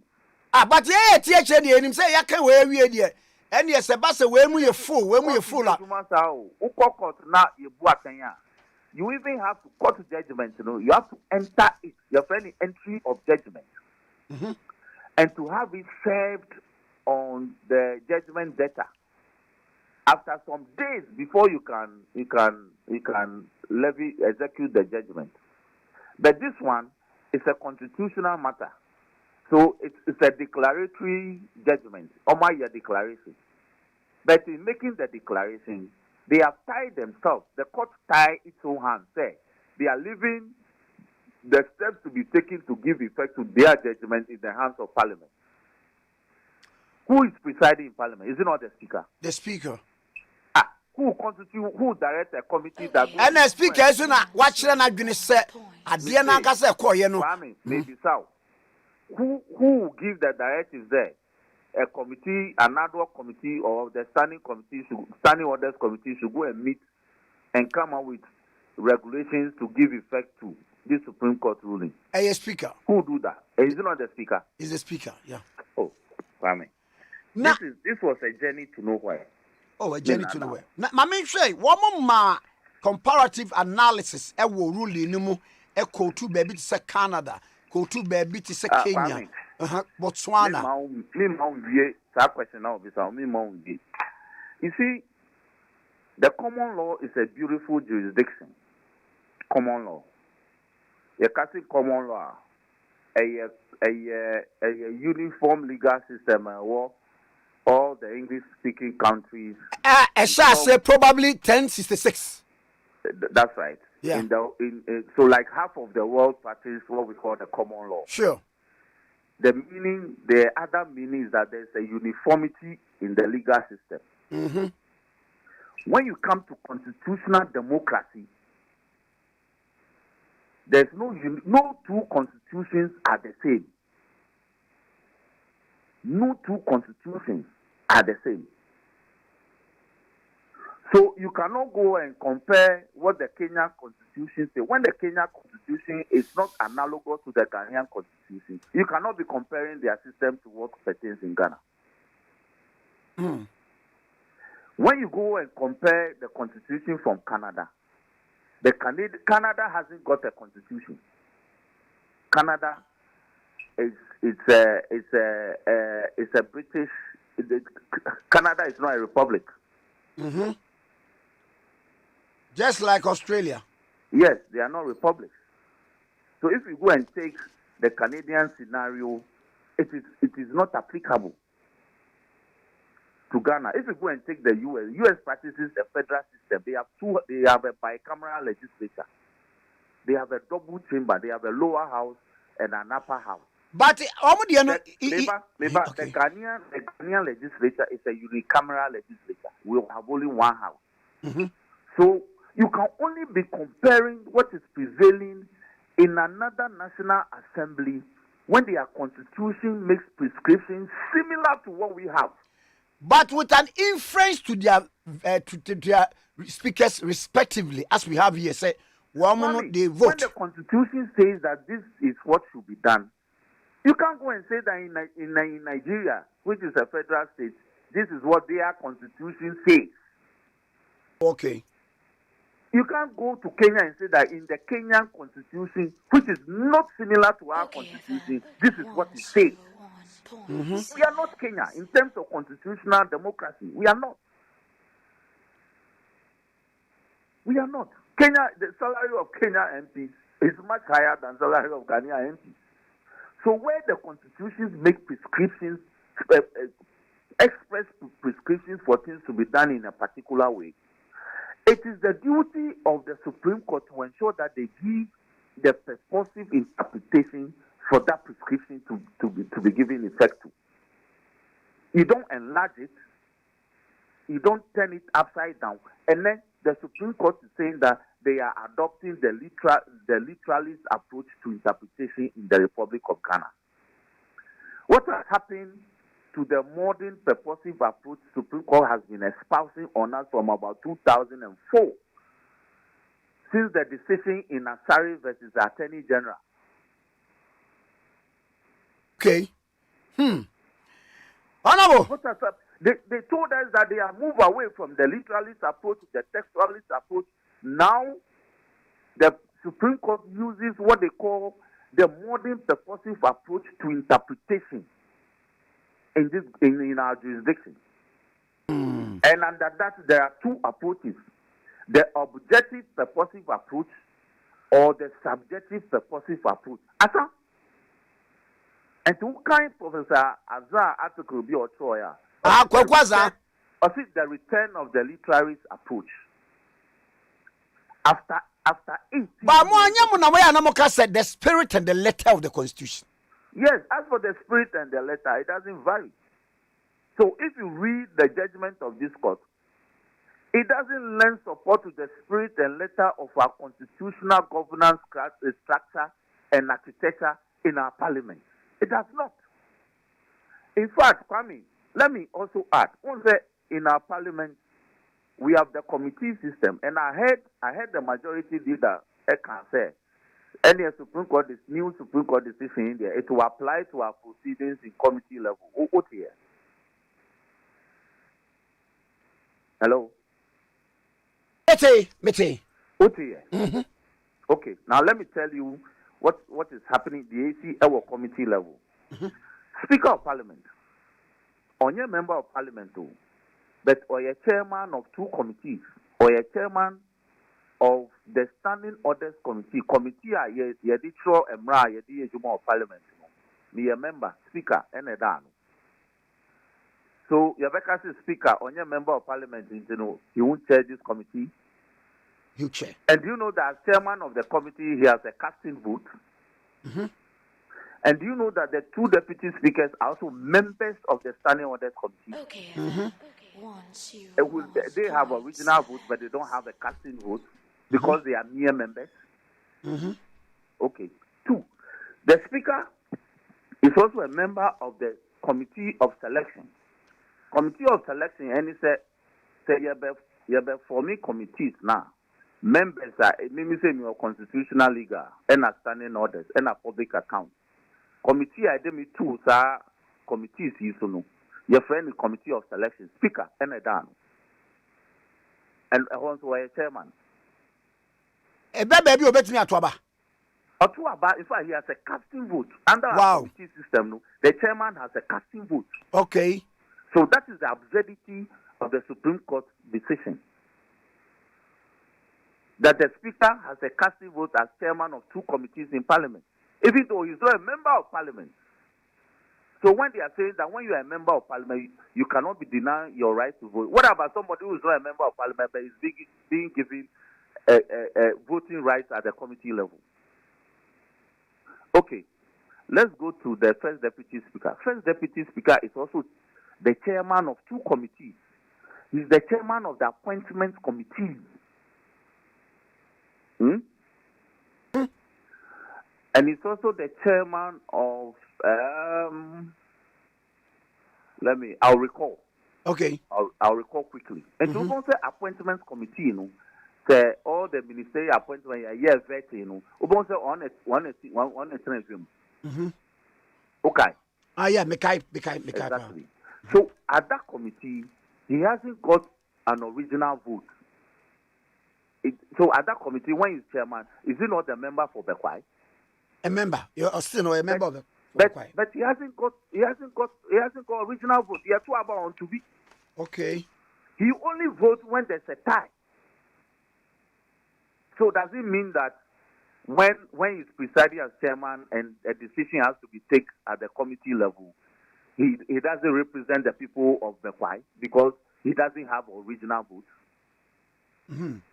Now, are you honorable Kakra? Yeah. One calls two case be in the case of Konya versus Archer, 1993-1994, Ghana Law Report 525. Was it? This court held that a constitutional instrument is a document, signaries, whatever. Sui generis. Yes. Sui generis. To be interpreted according to principles suitable to peculiar character and not necessarily according to the ordinary rules and presumptions of statutory interpretation. No presumptions no ewo hene and the ordinary rules no so hene any say no na hinge on. You see, and you see that the court even didn't go according to this dictum, this holding by the court. Tell me go to Hanu. So this decision was in, I think, 1995. 1993 to 94. Thank you. So 1994, 93 decision. So yeah, 93, 94, and I think it was decided in 93. Okay, yes, almost 30 years ago. The Supreme Court didn't go according to the terms of this holding of the court. And let me show you why. The court proceeded in this case without taking any presumption of regularity of parliamentary procedure into consideration. So they would have analyzed the structure of decision making and committee proceedings first of all, and see how things are done there. Then they will come to plenary and analyze the parliamentary procedures in parliament and see where, you see, all these things is about the base of power. Where does power lie in parliament? Who exercises power in parliament? Because you see, the framers for almost year constitution in Mayano. Almost person who kita power me obetimi discipline, obetimi akase me PF chamber no, obetimi akase mami nkasa, obetimi akase me kasa o mami 5 minutes. The framers are of the view that Obia or exercising those powers no shouldn't have the same voting right as me when he is sitting in the seat. But they have gone to twist the argument and say, obviously, we were saying that he hasn't got voting rights as if he's not a member of parliament. That is not the argument. The argument is that between when you leave your seat as an ordinary member of parliament and you go and preside in the absence of the speaker, that period, you cannot be voting on an issue that you have control over, you direct. Let me give you one critical example. Okay, sir, you for me bipartisan committee and inquiring into the Sputnik V allegations, no? Yeah. Okay. Yep. Okay, sir, the report by Parliament. I report by. Okay, see a debate.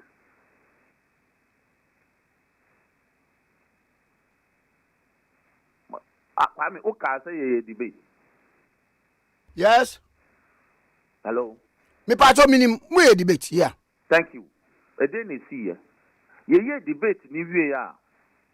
Ye be put question no. The second deputy speaker no on it on now teach honorable Etiama. Or see he has suspended the question. Okay, FM. He deferred the question. He deferred the question from about July last year until this year. That question was never put. Kwame, besides Adentia. Adentia. Adana ye debate no na NDC for near thought to see MPP for parliament. All right? Yeah, me too. And and this came from a speaker who at that time no himself Otiakunyoma on debate on to about. But they did it. I said that he was deferring the question. So we didn't vote. He didn't give us the opportunity to vote. Minority,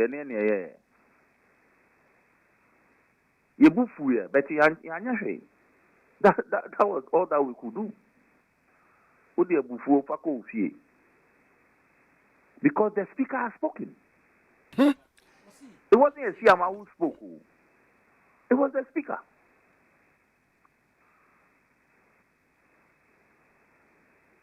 It was the speaker who said he was deferring the the question to another time. It took over 7 months for that to be done. So, if a speaker has such enormous powers, and you think that if that day Esiama had done the calculations and going by Supreme Court interpretation, if he had done the calculation and discovered that the numbers are such that if he asks his vote, it will tilt it. So Esiama will put the question, then a voice vote will be carried. So all those in favor say aye. Then the minority, they report say aye. And think what kind we are. Me no say who sorry kwa say there be a vote counter. And no opa baka say there be. Me say Kwame no opa on kasampo because he knows what he want to do. Okay. It is an answer so ma kasa now see mo pese ye head count crowd because you are out of order. No abangi gavu no asa. Hey. Where you? Okay. But the point I make is say so it is oputi question no. Let's imagine say and let's maintain say that they no oputi question. Konya toss is on by about 50 members. Mhm. And the oputi question as all those in favor of adoption of the report say aye. Now here minority near team aye. Now majority side are almost person here morning to know. All those not those in favor say no. No Maka say no. Now Supreme Court said a chairman soon can say no. Or can no Nivea. No I can see the news have it. Okay. Kwame. 101. Hey, simple cry.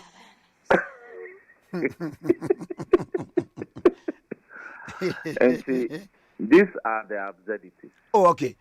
Yeah. Honorable, medal se pa se waje brena oso ni edi nkomo bibia ni a. Mama infa we nka ho. Okay. And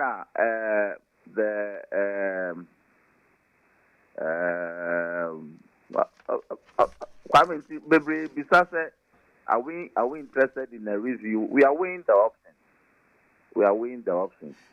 Say whether we go for a review on very patent legal grounds, on grounds of error of law contained in the But judgment. say whereby you are now we petitioner no. Can you go for a review in that regard? Oh, it's a constitutional law matter. In fact, what I said, until I mean from the beginning, I advise that we should have joined as an interested party. But what is curious, Kwame, and it's there are two other cases. The Abdullah there we come one. I had 3 cases, and you're filing on this issue. One was filed by Richard Sky. The other was filed by lawyer.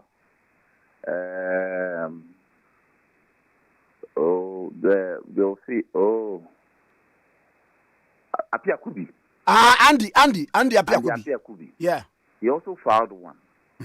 And see, my humble question to the court is, why didn't they consolidate these 3 cases? Etika omo amalgamate both petition na.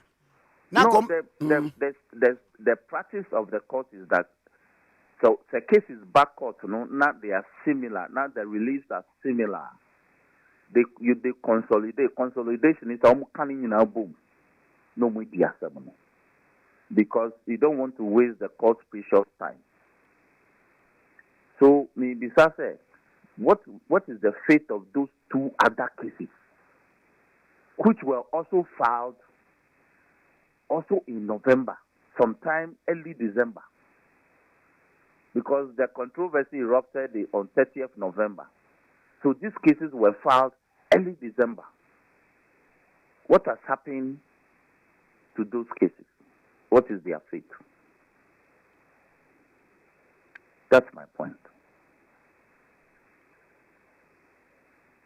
Na die ehawo sa baby a yeko to ye eno no se bia mu ko reviewer mu bebu say why it wasn't taken into consideration. That is 295B no and 297H no. Yes, we will say that if you read those constitutional provisions, if the court had averted its mind holistically to those constitutional provisions, they would have come to a different determination of the issue. And even the narration of the facts, there are factual inaccuracies that I may point out now. So we'll bring all those exhibits. We'll bring the hands up to show Sir, we were for the day, for the record of Parliament, there were 274 MPs and not 137 present for the day. Okay. For the day. Any interesting days ahead. Yeah, Shadi. Medals are no paper, bra. You come to me no one. Why do you so upon one night? Yes, she will. Aye. That's bra. Bye. Bye. Okay. Honorable Roxanne Nelson. It's say that we are a MP for South Dai, member Constitutional Legal Affairs Committee of Parliament. In Nigeria, Pacho, Jumadi Ayoda. Vodafone for say a sending me to the media bro. Vodafone for say why you jacha the 2 million Ghana cedis next cash prices room airtime data bibia eka ho bi na Nkrumah di cash airtime ni data bebre we no ye ni bibia say me sign on wo dia ni set top up keke wo top up na no na straight away na afei wako wadale *533# na wa redeem red coin. Sa red coin no ana my Vodafone app no be check wo so na wa redeem red coin. Red coin now the best san agisika airtime and I say data. Simply top up dial *533# ana come my Vodafone app na exchange your red coin for cash airtime or data. Vodafone e cost promo no draws. Vodafone e cost promo. Everyone is a winner. Terms and conditions apply. Vodafone further together. Or say I send me to the below. Another question go waje atena say akoneti say nyamiatum. And also bra waje eso unsa sa do betena kan. Ene de oso bag nim. And also bag nim. What do you maka 81 yumbi? Osetia what a blue. Osetia na many abwaji front man ko abwaji bro ye ya comedy bonti so Kwame Nkrumah. Akoya ufie na wusie no wi atwere animu odo efe Odo de efe. O Kwame odo de eye the papa challenges wom do Kwame unse Nyankopon kra wodo ye no obrey ese ne doba bewu ye kra wodo ye no Kwame eto odo de wudo nipa ebre adwuma kakra wo ba ku de ntia mpesem ko heaven e de ntia me ko Nyankopon yere na Kwame Bible hifa na kase nyame wo yere eniema bi wo wa eye hintasem ena akwose oboye nsuba nsa ne nsaso eti ye wo ma ye kunu ne de ayiri ni wanya bi na mo no mpa bi ma mo mbo ba se Kwame o say male and female he created which means say onyame ye oba ne bema ena wa say enye so no ana so onya hermaphrodite wo say o say male and female he created them abawa sintia bi wo baabi eji abawa sintia ai Kwame Nkrumah yeah akwose ana analysis ne say oboye ni suban en ne seso en Kwame so o say male and female he created ntia che say onyame oba woni mu bema woni mu but obetimi abobi Kwame ni nyina woni mu onu anuane ma no Kwame so no bibia ye ne de aduane ye de aduane ye de e bia ye ne de but aye say wode amani pass ye nyina ye Kwame ba say Bible so ye spirit it be na spirit dey so ni so I say God is spirit Abraham no is spirit Abraham was in a womb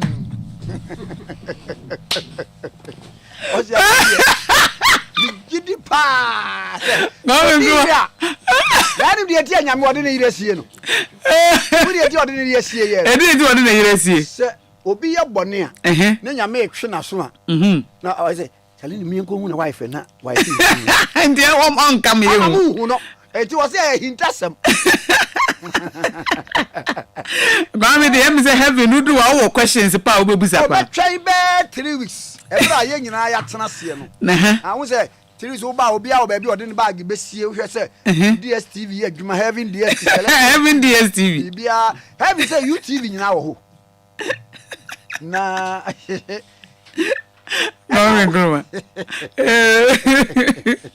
heaven DSTV Kwame of abrobe na owe nsa na koso ya ni asori aye konso no Church of Grace ɛne yɛtwa akɔnkyene ma yɛn ɛna me nana ka kyɛn sɛ aborɔbɛ nti akɔnkyene wonya bi sɛ deɛ ɛbɛyɛ nsa wie bɛfiri wani so mehia biribi afiri awurade hɔ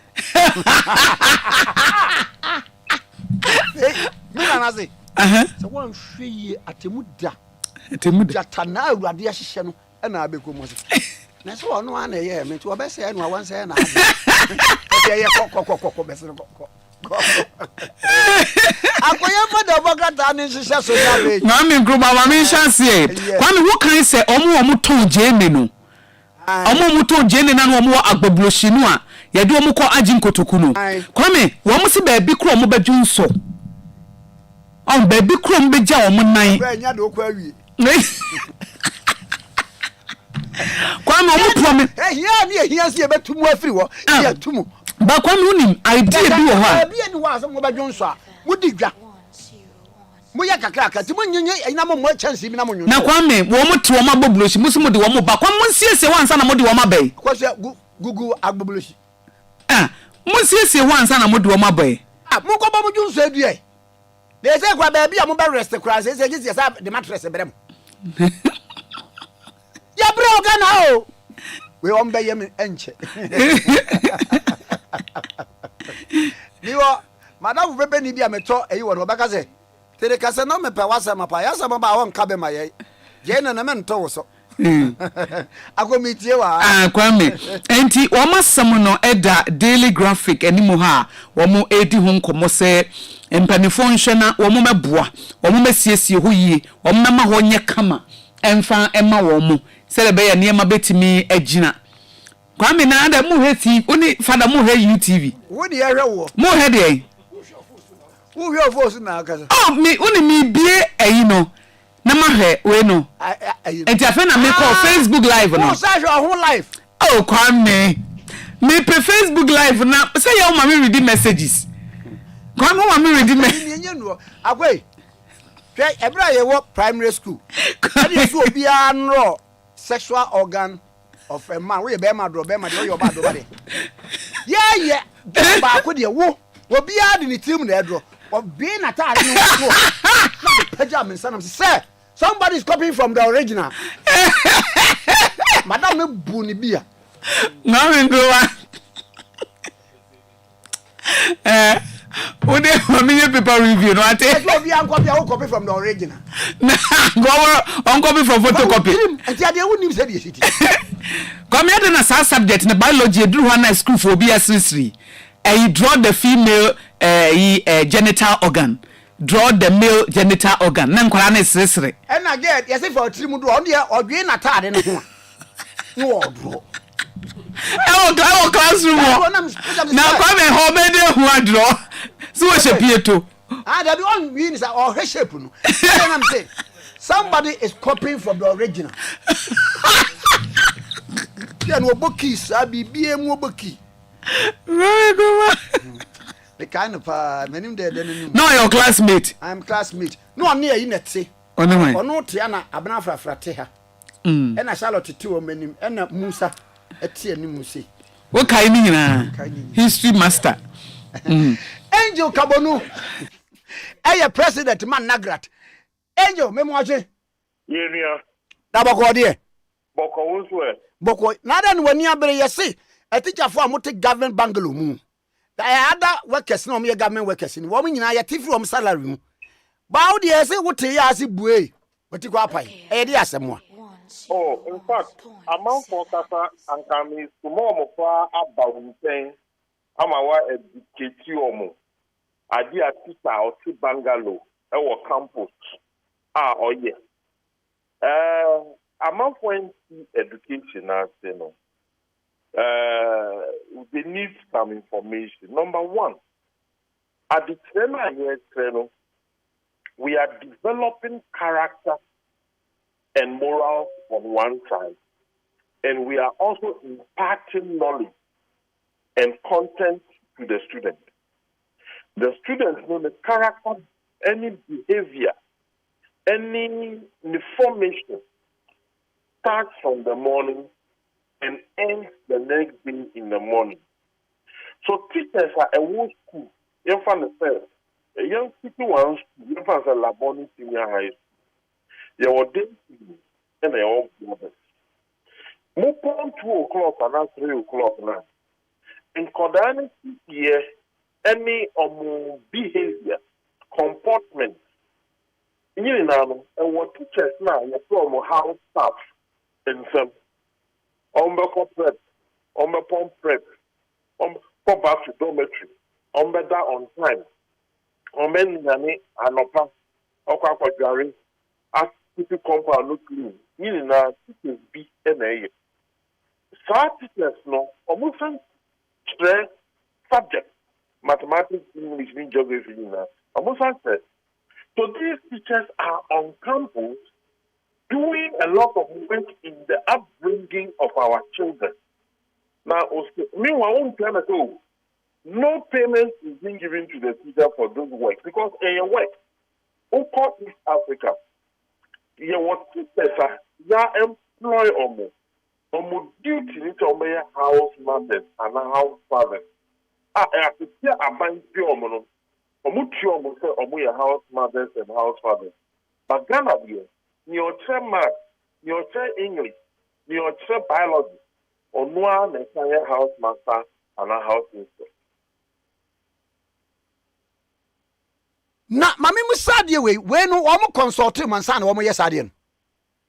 In fact, that directive we are by 2006 no a public service directive abino at that time eka said work Abia a war public bungalow untia rent but abino directive no the one in minister seat you MPC too you chief executive BC wow.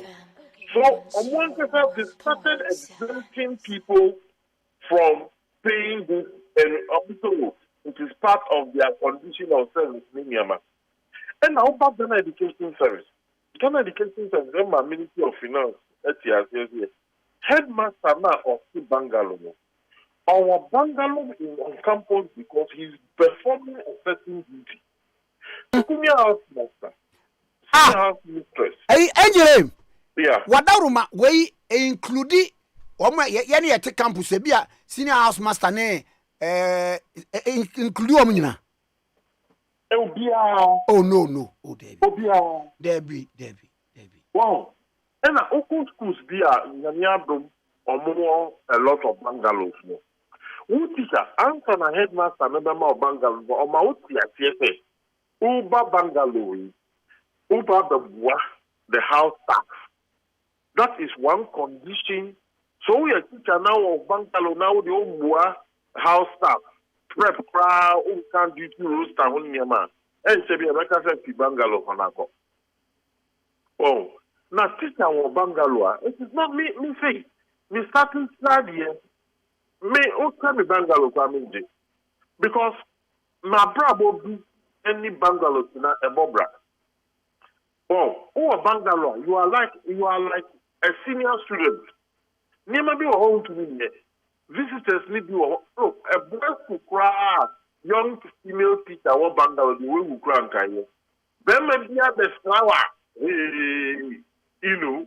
So please. And it is not a luxury.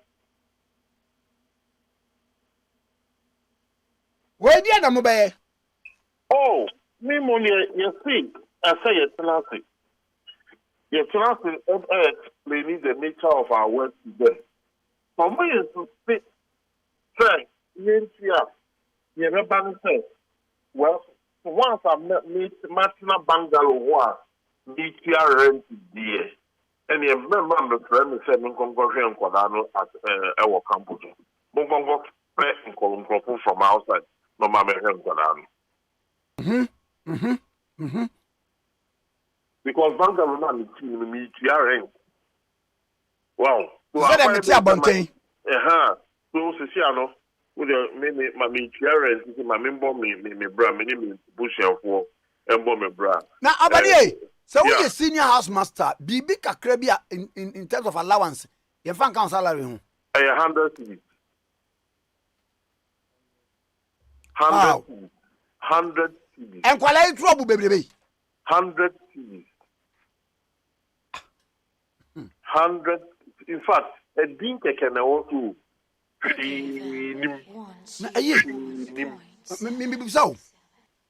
Maybe same way.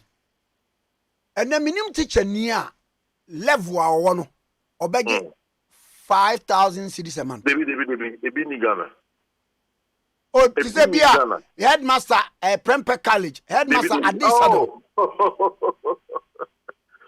Headmaster of Prempeh College in the rank, the deputy director. Yeah, deputy director, I know. Yes, me take home or he could be.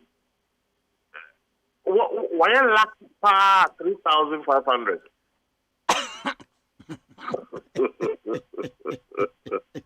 Why a lakh, you know? And no, just on you loan. Oh, on you loan. Sakura, no, Sakura. There's a woman bear 100 and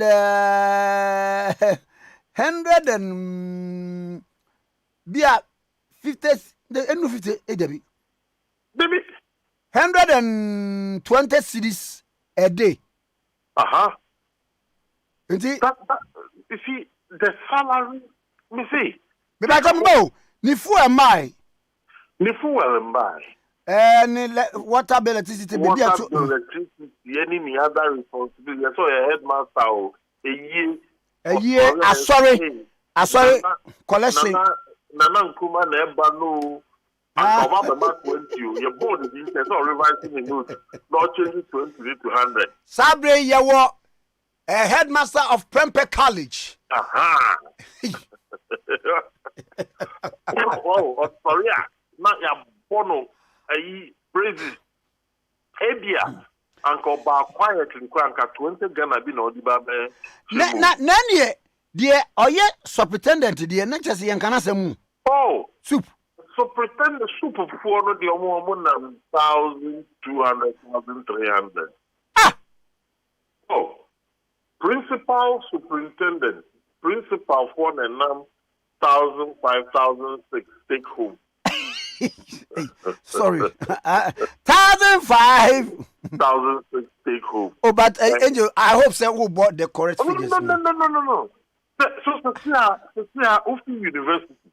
Now I education. Now Ghana Education Service. You enter the Ghana Education Service as a principal superintendent. Who take home end doors from 3,006 or 1,007. Hey! Oh, I'm telling you. Say Kurano, Yaya colleges of education. Say who pursue degree straight. Yes. So from next year, no. Graduates now, about first batch of graduates from the College of Education. Omaba, GES as principal superintendent. Now, on my kids, take home, no. Embu 1,006, 1,007. But me kai se kane hono na graduate entry into the teaching profession no L13, level 13. Yes. Yeah. Also, Nagrat buy, and a Nagrat compare other professionals or more enter public service, and or more compare that of the teachers. And I can't say no. So, for accountant, you are bringing the accountant at a certain level. So, why are you taking the professional teacher? So it's single span by and making sure that you find full level of professional be our public service, and because education is a profession. Na papa, mama, we had when you baby the base say crowd we are and yet automatic entry into the teaching profession. Just a control license here and no cross a pass a war, what pass here we no crowd no so cut your beba, ye be impulse IPPD a baby. Where did the baby? In fact, I can say, because Nipano offer for your professional education. University, no. what the university exam a pass. Oba after na oba be license exam. Or your license exam here, and it's automatic or need more. As I say, I will license with the university certificate now. After na wa pet juma. Ukwana say vacancy for G, you ever say the vacancy was G year 5,000 and the 5,000 slot depend on a big D. Mobile struggle now wow you found now. So the situation is becoming more and more difficult. Mega salaries no near the idea. And yes, can buy near say because in Kwasini be one teacher, actually be a junior high school 1, 2, and 3. I come in a boom. Si can buy near another day. Because everybody says Ghana, yeah, we are not taking the public service seriously. Once we are public service, what the Nkrumah are from Article 71 holders. Nkrumah the year article minimum number. Oh, but say now you am 4% into probably more of Article 4% holders. Media mama why mumfa. Say yeah 4% and I'm boy. It's boy Article 4% holders. Yes. Oh, so and I'm not talking about NDP government. I'm talking about government. You are finding public service. You are making sure the public service are a professional. Yeah, public service. I say it to me, now, one principle of public service is that I say we are impartial, non-political, and you do your job professional. That is public service. Unfortunately, and then who call public service? Now you see we are a consultant and then I'm appointing or what creativity ranks be a distorted public service ranking system, any growth system now, I say you need more public service because be a professional. Why is more public service for 14 years ago? Now who say we are consultant? Yes, how many now you 14 years no any no. Well, Obama saying I tell you honestly, you can't do it. So that is one problem of the public service. Number two, any political party that comes. The political party think that they know more than the public servants. Any political party that comes to govern, they always have the impression that they are more intelligent, they are more equipped than the public servants who have been there for all these years. Now they're more 1 year, 2 years, they always come crashing onto the ground. So still you should be of public service. Public service Akye. Public service independent any pensions for public servants. Eja medals partner sa 10% yes muntue. Say mubeye bibia fa ho. Okay, ready. Mubeye bibia fa ho sa rent no. Honestly, I'm a pastor, strong class at the command minister of finance, Ghana Education Service, and he meaning to say, that letter no among things like. Okay. No, we will not just click and allow it to pass. No way. Okay.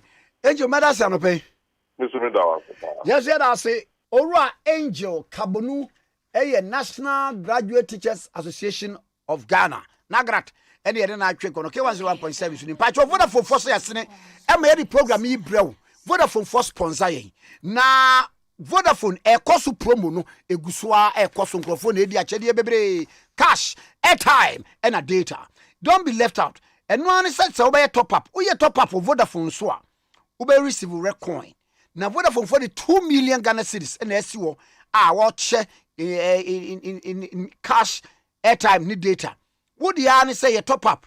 And now we are top up ni we are. Mepacho no dial star 533 hash.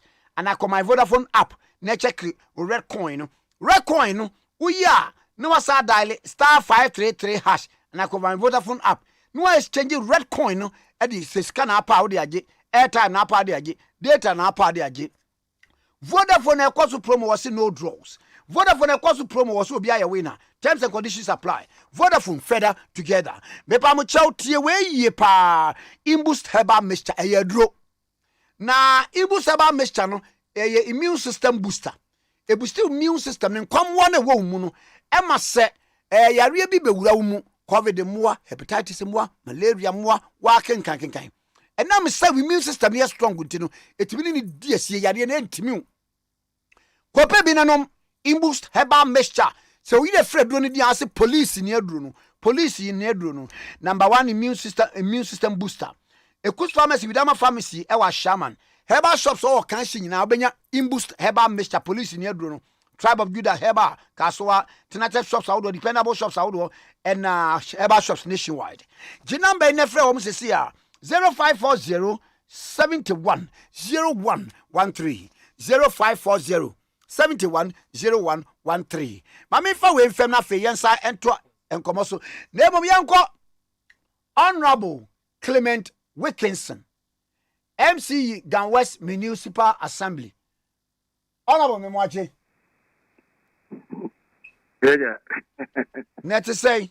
I'm not the one I was there. Bogonaza me flower mintonka. Nam say na bra kwese hini. Because on peso or and your phone no dear.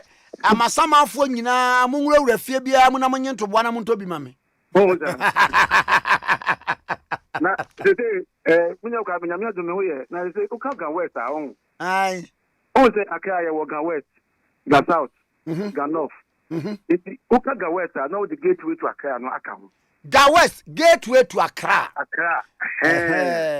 Because who back now fi 11 regions no one farmer samana. Let's just walk from Kwame. Nkrumah. Nkrumah ai.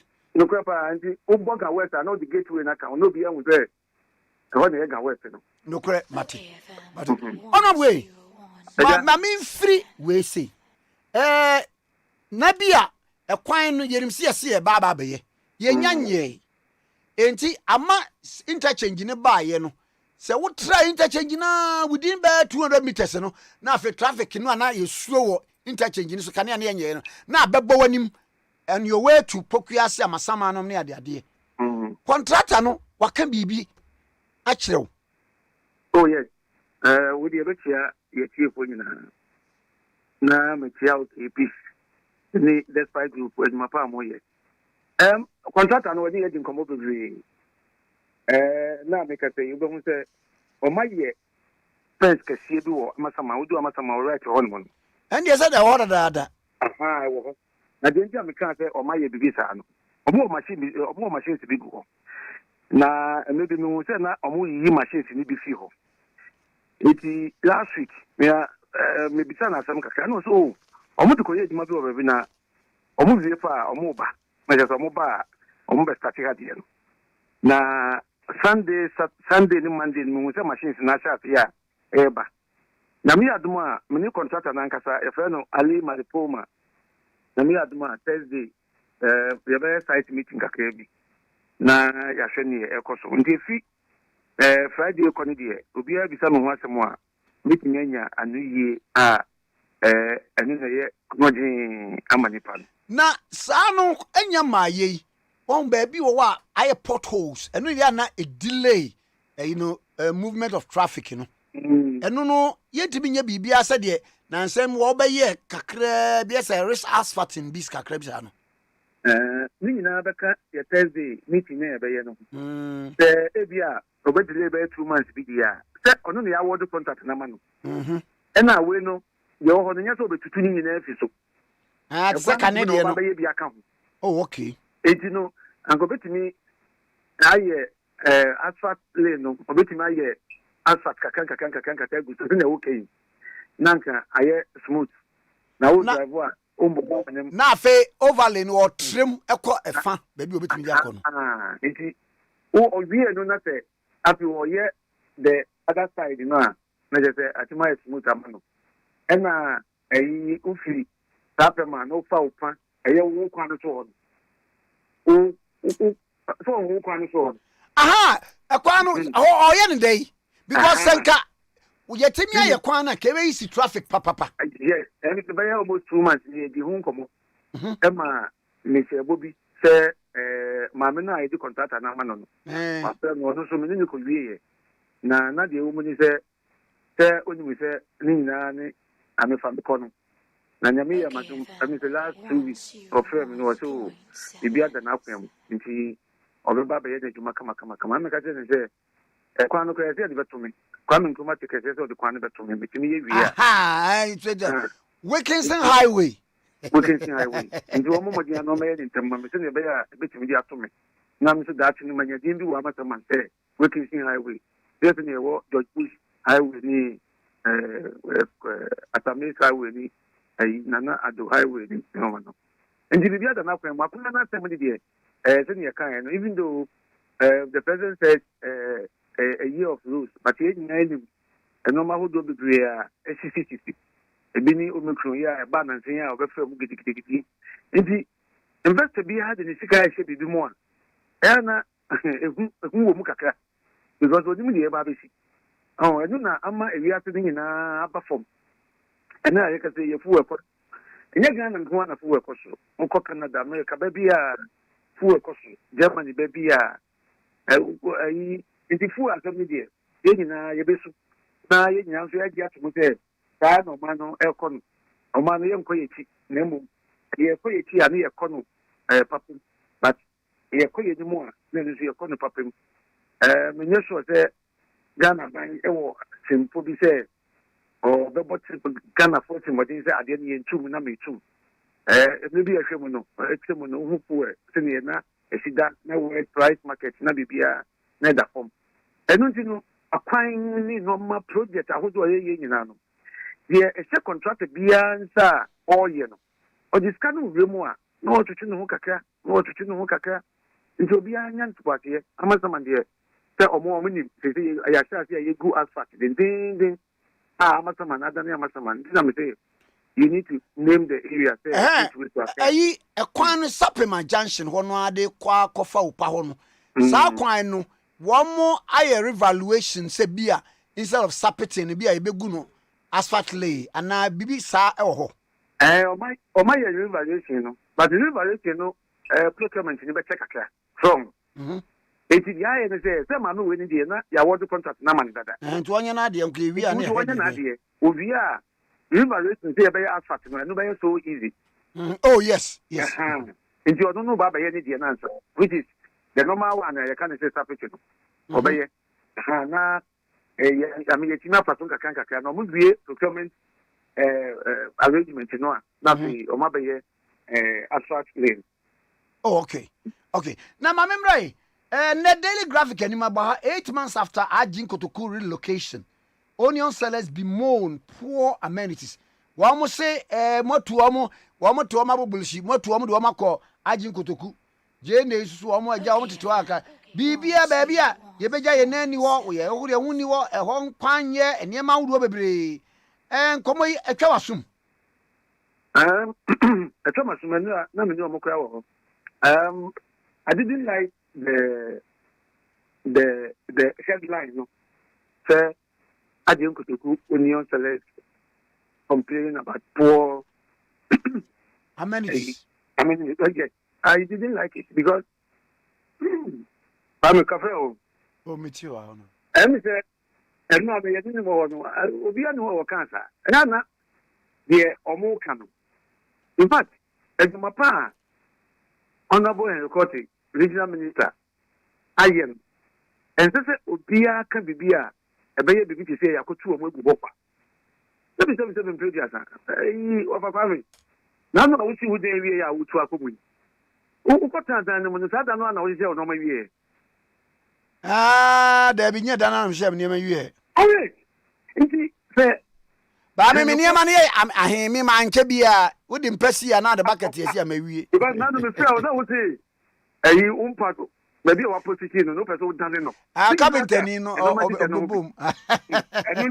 What me mama yan go di motu no me was I you know and no much no here honorable Henry Kote regional minister eduma pa waye no wotimi di omo fi abubushi eba ajem kotoku kena asi so omo wo kena omo ton ade nso ta omo na hu na enya tete no eno no omo nkan no ana. But I don't think say leadership for now when they complain this hour. Because yesterday I was with the leadership. And no man here can quality I hear some here. A year honorable to the other sanitation minister. Waba. To see a man assassin you know over basic washrooms in the toilet. I can see 40 seater. Washrooms 25.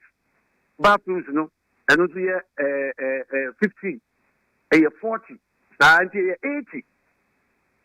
Here, Baby, see, and we see, I make us a more toilet to our Mokosu.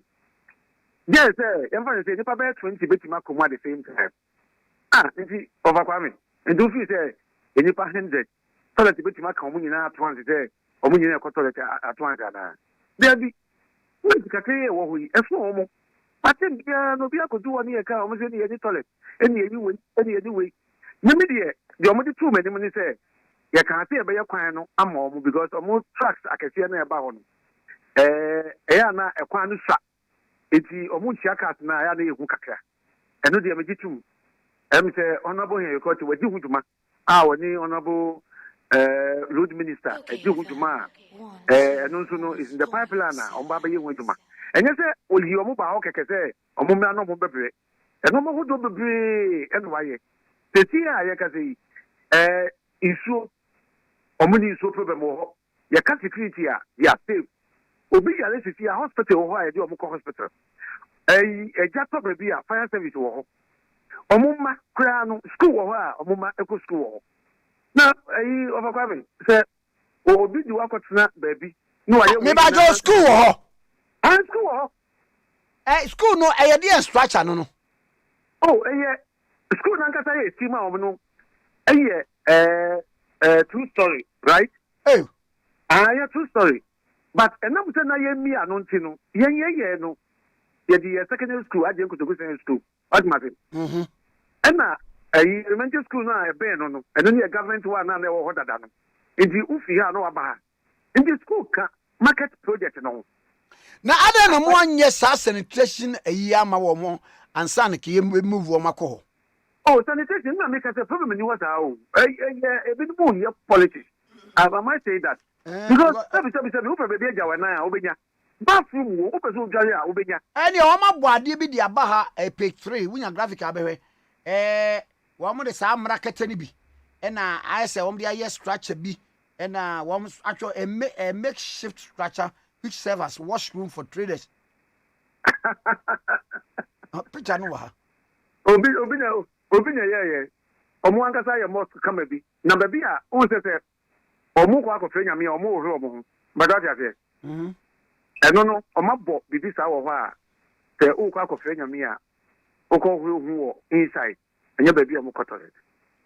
Anya kwa what me say. Me too ba. It the graphic for no. I don't get them. Yesterday I called them. Graphic for frame and I'm saying Mamunt na ho, mo be ntene yan mo mra ho na mo be hu de wo ho. Mo bi enfra mo report bibi keke. Na mo so mo ntro, na mo mra ho, so o ma ama. O wa de o ma kototo. Awo ma kwa mo pictures da ho. Oh, the pictures there because I myself, I'm say I'm going there, they can come with me. Na you am no mo shed na de ama wo mo meboa. Ya bo shed ama mo. Mhm. And you were just like a cheer me no. Kwame. Opa to see how the Jenny Nankata no. Onua one pay so onso one pay we have bebre. Mataga here. Sanity. It's Jenny no. Omo de egu pete no. Ena enipa Nankata the trend omo plant na said nothing. So it's enough for now. The omo ka say says no sir. Me di omo tum because yen ye can say fishes ne be almost 15 amom. And as I say, I be 9 amom. Akasix. Can a woman you say, as a year in terms of the end in terms of the sanity, and I'm a boy. Sanity. Yes, you may account. But and the other side, the Honoa. Yadi barrier for ni tomatoes for ni body for the Bahono. And Nkrumah Kopo in Tabudan by my body cure and getting by 8 to 10. Saturday, Saturday, Sunday, no one. And when you are doing a call, come on, one is on muscle feel. And take it 1 week. Now, me as well say, graphic was a big or if you look Friday, no one, none for nobody, and one answer or Saturday. There's no cost for alarm there to see how 200 per year. I would deny minya, and go for you, much at in the Edumapa, Greater Accra, RCC, any West, any Abia Central, Cabo Moa. Yeah, it's me years ago before. Ebi omo call Kena as they say baby omo wono ebi no boy abasopa ebi no so ha every day bia no omo pese omo nya port but you problem is there am young ka say be film na mo omo anata omo ankasa hu bibia they can do something say what the means how can jam say baby a woti to ade no me am be pra ho ma it is a me ko do wona say fi ho na me ka say fi ho na media bi ba no ka say e fi you baby a woti no a I don't know. Yes, the containers, this is why I was a fin go. Now, what do I need? Apart from so, do Kakabia, no more be onions, no. Bola, a walker, no mono, and no part to me one container about it. Minimum make an assault and so on. Oh, yes, a ruby and the teacher, Jenny. The Omopa, no, when you get any good for more. A run a walk no mono. It's a sang a big car, no, not a more call, can be so not going to baby, and not so much. Debbie. No more you need a book container, no, Kaba could have a container, and I am. Okay. We are doing our best. In fact, I do my part of I am home in Pennsylvania, and a Jomo and I say, a Jomo and I say, we are almost beside, minimum leadership, no beside say. You can't see the yam. Tomatoes, plantain, taco, Yajomubaho, now Omuway. That is the question they were asking. Because almost of people told the idea, on Yan and Wato by an account people. Nango Waton in toast. Nango, if you are autonomous account, like I said, or maybe or no, Edinija, Nanko. That is what we are doing now. And I know, sir, within 2 months, regional minister, myself, and other municipal chief executive, your best arrangement in Nama, the Biako Jojo. Indeed, I will go before I had your mobile, I didn't go to and then you fell okay now. Omo Amoto. In Sota, Omo at the tech, Omo Nantapitum. Cat no car, more baby or more pack. Omo Amoto, crowd saying, baby or no more on the bum. And never play in a call. What's like a soa? Omo Mokoka in a Konabacha was in here. Omo bought that kiosk in getting the bray. The toilet no mayo today. But I had it here, I can't tell me, Yamma, I go to the toilet, no, my no, a bimaha. And no, I never been to the toilet, no, toilet, no. But you do, because we will not allow people to do that. And you're with Jenny for Nuka, go for 50 outside, or bow in Babby toilet, or bow in Babby toilet. And I'm about what I say. Yeah, me too. People complain and say there's no toilet there, but there is sorry. I see. And your medals, Mepa Brabani, I swear, me Philip Kadochi, no question. In fact, Mamma, no work for you. Mamma, no, maybe I need more to know. Ah, you're not going to report it. Oh, no. Okay, bye. Honorable Clement Wilkinson, MC for Ga West's Gateway to Accra Municipal. And then I can compare. Latest form for say 1. And that day, I dear Bobby. And to second hand mattress, because second hand mattress wouldn't be friend to you. First, what I do bet me a see. Second mattress and no be on a board day, no, a chair, the no, where ya whoop a mattress, papa bed, that's what my what to Adana ho, when you assume the uncle fair Arabia, latest full mattress. Size BIA will be your king size, queen size, double 1.5 need a cake, you will be. A face at latest form, you introduce you MDF bed, wardrobe.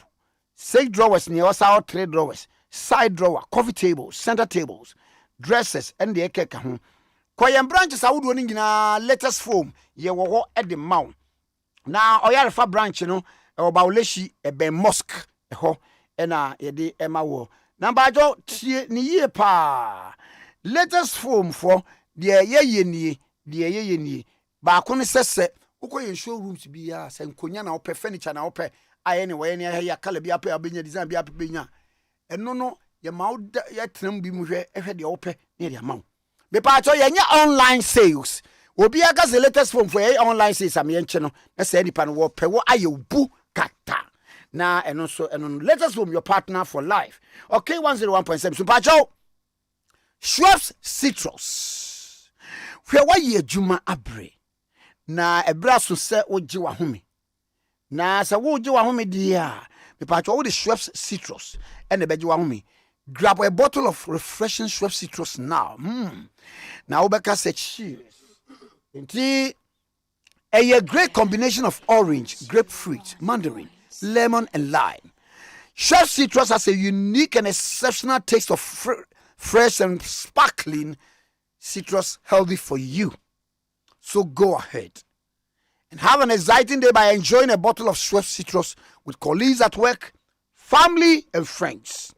Schweppes citrus is available at every supermarket, bar, grocery store near you. Schweppes citrus, the ultimate experience. Schweppes citrus, character required. Schweppes citrus is a product of the Coca-Cola Company. Ningina say pebi Schweppes citrus no nanum pebi na what the grapefruits, orange, mandarin, lemon, lime, na what the ayena ewo unique and exceptional taste of fresh and then sparkling citrus, healthy for you. Baby, na intimate and pa. Okay, 101.7. I go. Yangwa. Kwame. Mun come round. Yeah. I say mun come round. Who say mama breakfast so was yako. Matna ho wan ka hwe. Wo sa wo so kra. Me say wo so a. Okay, FM 101.7. Munia, yet to unlimited course over Vodafone Red, so no one yana. Jack, me too no expiry over Vodafone Red. Hey, star 200 hash me boy. Hey, Matthias here. When you be what? Vodafone Red, no lie. Coco have to be top man to you because I call a browser da. Vodafone Red, star 200 hash system. Cecilia, ye Casako no near browser. Star 200 hash. Mawi unlimited course go Vodafone to Vodafone. So data boomful. Talk time be bria. What be friend now for 4 more other networks so we and Sado a bonnet da from now we know sika home faso on so Vodafone Ready dear we know but star 200 hash na yi package ya a yamao a free 1 Ghana cedi aircraft Vodafone Efiera me mo chi o Efiera yes on machi o Efiera me chia wonye so hey ewra enfase mam so what e ba for search ya me mo yam no won so pepe hey oh wa fi we dia me pesa oni Efiera bekon Efiera we dia ye kwa sori abo ewrade mo kwa sori ye ko paye ewrade ka soro ho a what e be say wo ba hwa wa kraba kumpo wunya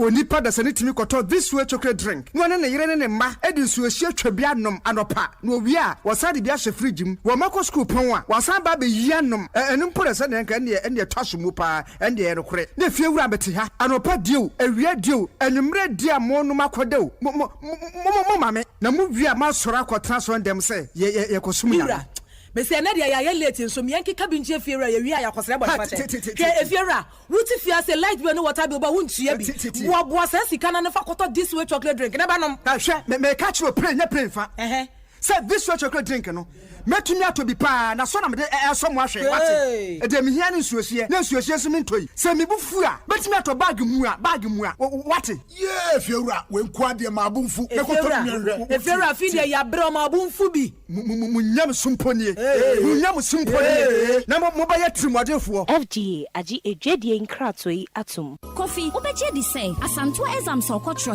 English o maths o science o wentwa ba kokra na rehosam so ne say o so certificate na ye koje ye no enti me fa ne nko university bia o Obapa metewo ya wonase na ewuraman so wasa hawo no bia o nanso emra me da approach series ne nwoma wode abadwa so ahodo no bi kire no sisi ade wa film prekope approach series e de nwoma ahodo pinana abadwa so a ebo adusuafo enam kwan yo mafo so atro no ntino omusua wo mote ase ye ankasa integrated science omo 4th edition afenso so mathematics English language ICT and social studies ni nyina ye de abadwa so e de ma junior high school for unim say approach series agofa integrated science so call mathematics global social studies global English and also the abadwa so e de ma senior high school for kairo say ye wo free senior high school nanso no enya de ye wo free pass mark ho approach series enwoma ye de abadie awofo bia any school bia hia bi ma ne nkora approach series ko be hu ya so ye no e wo kwamo adwoso kwan no so a open chiremu ahodo bi afre 0244 248 255 21st clinic say eba sciatica no ho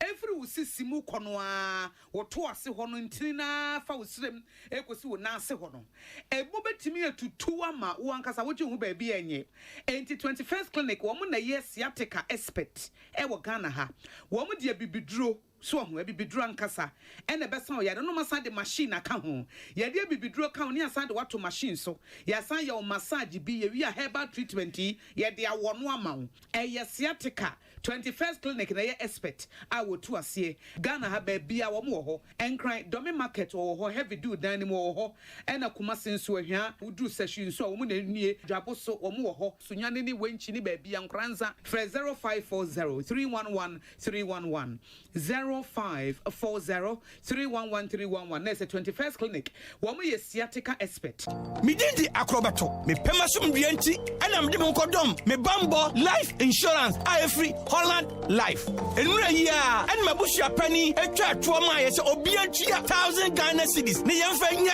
opani aye metiye no anwoso me kura. Me bambo life insurance eboa me cover me e wo bra me pra ana medidem ana se aye atome. Efa eho ka nyina a ebrekwa metua 1 Ghana cedi pe eye simple kura. Anio 1 Ghana cedi pe 5 cedis 15 cedis ana 30 cedis. Busumi bia be me wonya wasumdue efa eka opra ene your de bahon and no one is out who be share me buying ball life insurance a free Holland Life for *269 hash. Wo Vodafone so na dinia bebanichi. Me say eye kokokra. Wo dey about *269 hash. Na fa ho shem wo Vodafone so na nya asumdie wa bra wo ahotoso se. Wo dachi wo buying ball mapa. Me buying ball insurance ya shada yama.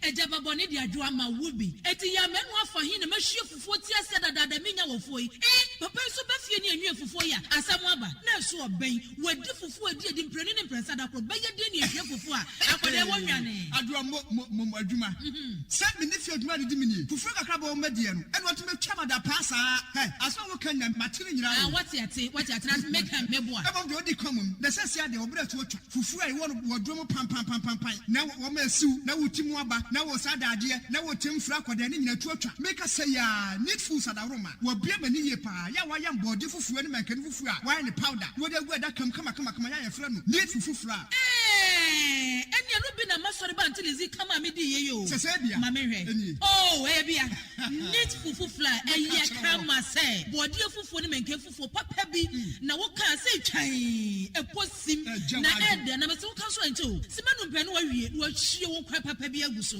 be chese de ama mani kura agisa ne fufuo ho ama ko to bi kura ba ne se se de Ghana fo sipom fufuo no eno an wo ye nu enti se wo hwa fufuo won pam wo dom ne we nu a wo ho susuna bi awom wo nso de bode ne mankan fufuo papa bi ejanie eni afi na fufuo na afi na wo bedi pa ne se de wo bedi ne se ne wo fa mojaduro ana pawia ne anadwo a wo koda need fufuo e wo wo fi a eni gyenko a FDA agi ejwedie nkrato yi atum Queen Elizabeth Sipakosi Queen Elizabeth Beauty Products Abua Emepi Eyoma ho fankasepi wasaka no bie wo wasachre nkutwa eye wo duma nkoma achede nu e the Queen Elizabeth shea butter range of beauty products aba na me say you go dey for one kasa Kwame na afi o business plan dey say she ye be branch na ade no hu a why confuse sa no hey amofini why any skin mehima wo busia no e was secret be for skin beauty wo Your number. The secret is Queen Elizabeth Shea Butter Cream. Madam Winso, me presentation will be tremo. Ni skin fire inti. Isi manuki kambosu sa. Menso, Queen Elizabeth Shea Butter Noir. Emma me ready to so naha bro. Sadia wutibia nipa tuntumo nipa koko. Queen Elizabeth Shea Butter product and none with secret. Na so e was supermarket ni cosmetic shops e ben wo Ghana. Queen Elizabeth Shea Butter Sipa Kosi renowned quality. FDA Jade Nkrumah. Queen Elizabeth Shea Butter. Mafuya meya. You say hepatitis. Me to ase. Me sirimu. Ase why you be na ekiki me. Emuya meya. Sciatica. Any bone fracture no. You do Power Specialist Herbal Hospital. Dr. Kosio Dia ya betrete. Sciatica. Entimi. Any bone fracture. Nompemu yare. Power Specialist Herbal Hospital. Ebe show me wahu. Entemu kura. One must specialize wasa area ropa. Yare ba konso ne saye omombre pa hepatitis B, stroke, diabetes, akumamu yare ahoro, typhoid, awo, dunsomu yare. Ni nyina Power Specialist Herbal Hospital. Koko wade abef mfidie be hwehwe mu yie. Ansa na wade omu nduro na nanam no akam. Accra or Kwabenya ACP Road. Wasi Power Bus Stop wo ho a. Kumase or Feyase. Wani Josbro filling station de di hwene mu. Ena takra de so Anaji Estates, Customs Road. Ghana ha ba bi obia wo bia mfre 0244 54 44 22 and 0200 38 38 31. Power Specialist Herbal Hospital. Hepatitis B, ayaresa free and kasa. Nice. Schweppes Citrus, the ultimate citrus experience. Schweppes.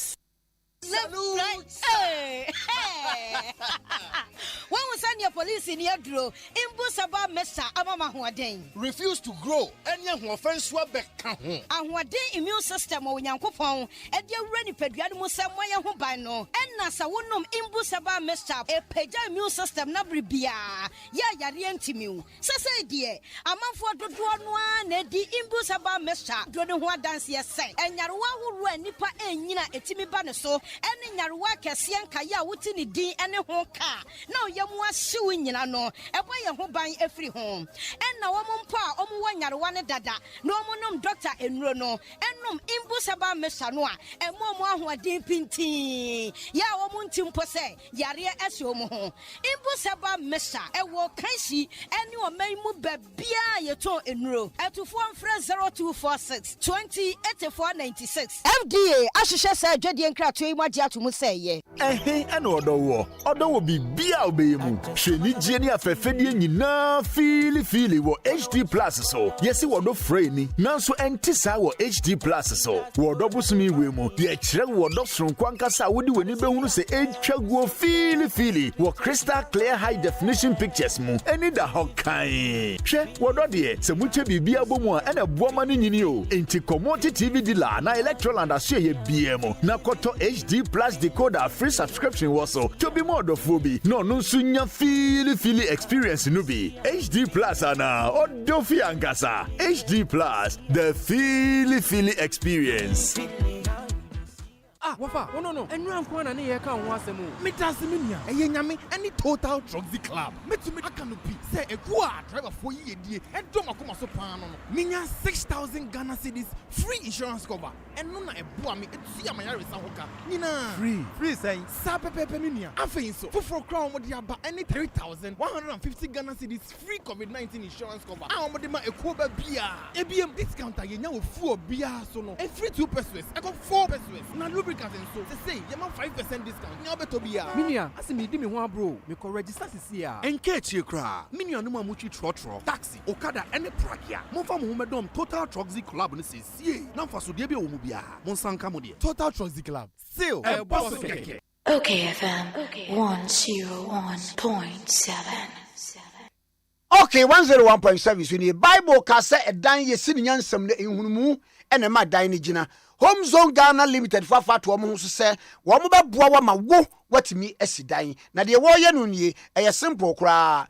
As I see be better free Home Zone Ghana biano. Watch out 50% discount free. Any first 50 people no 50%. No as actual 10 bags of cement free na de account.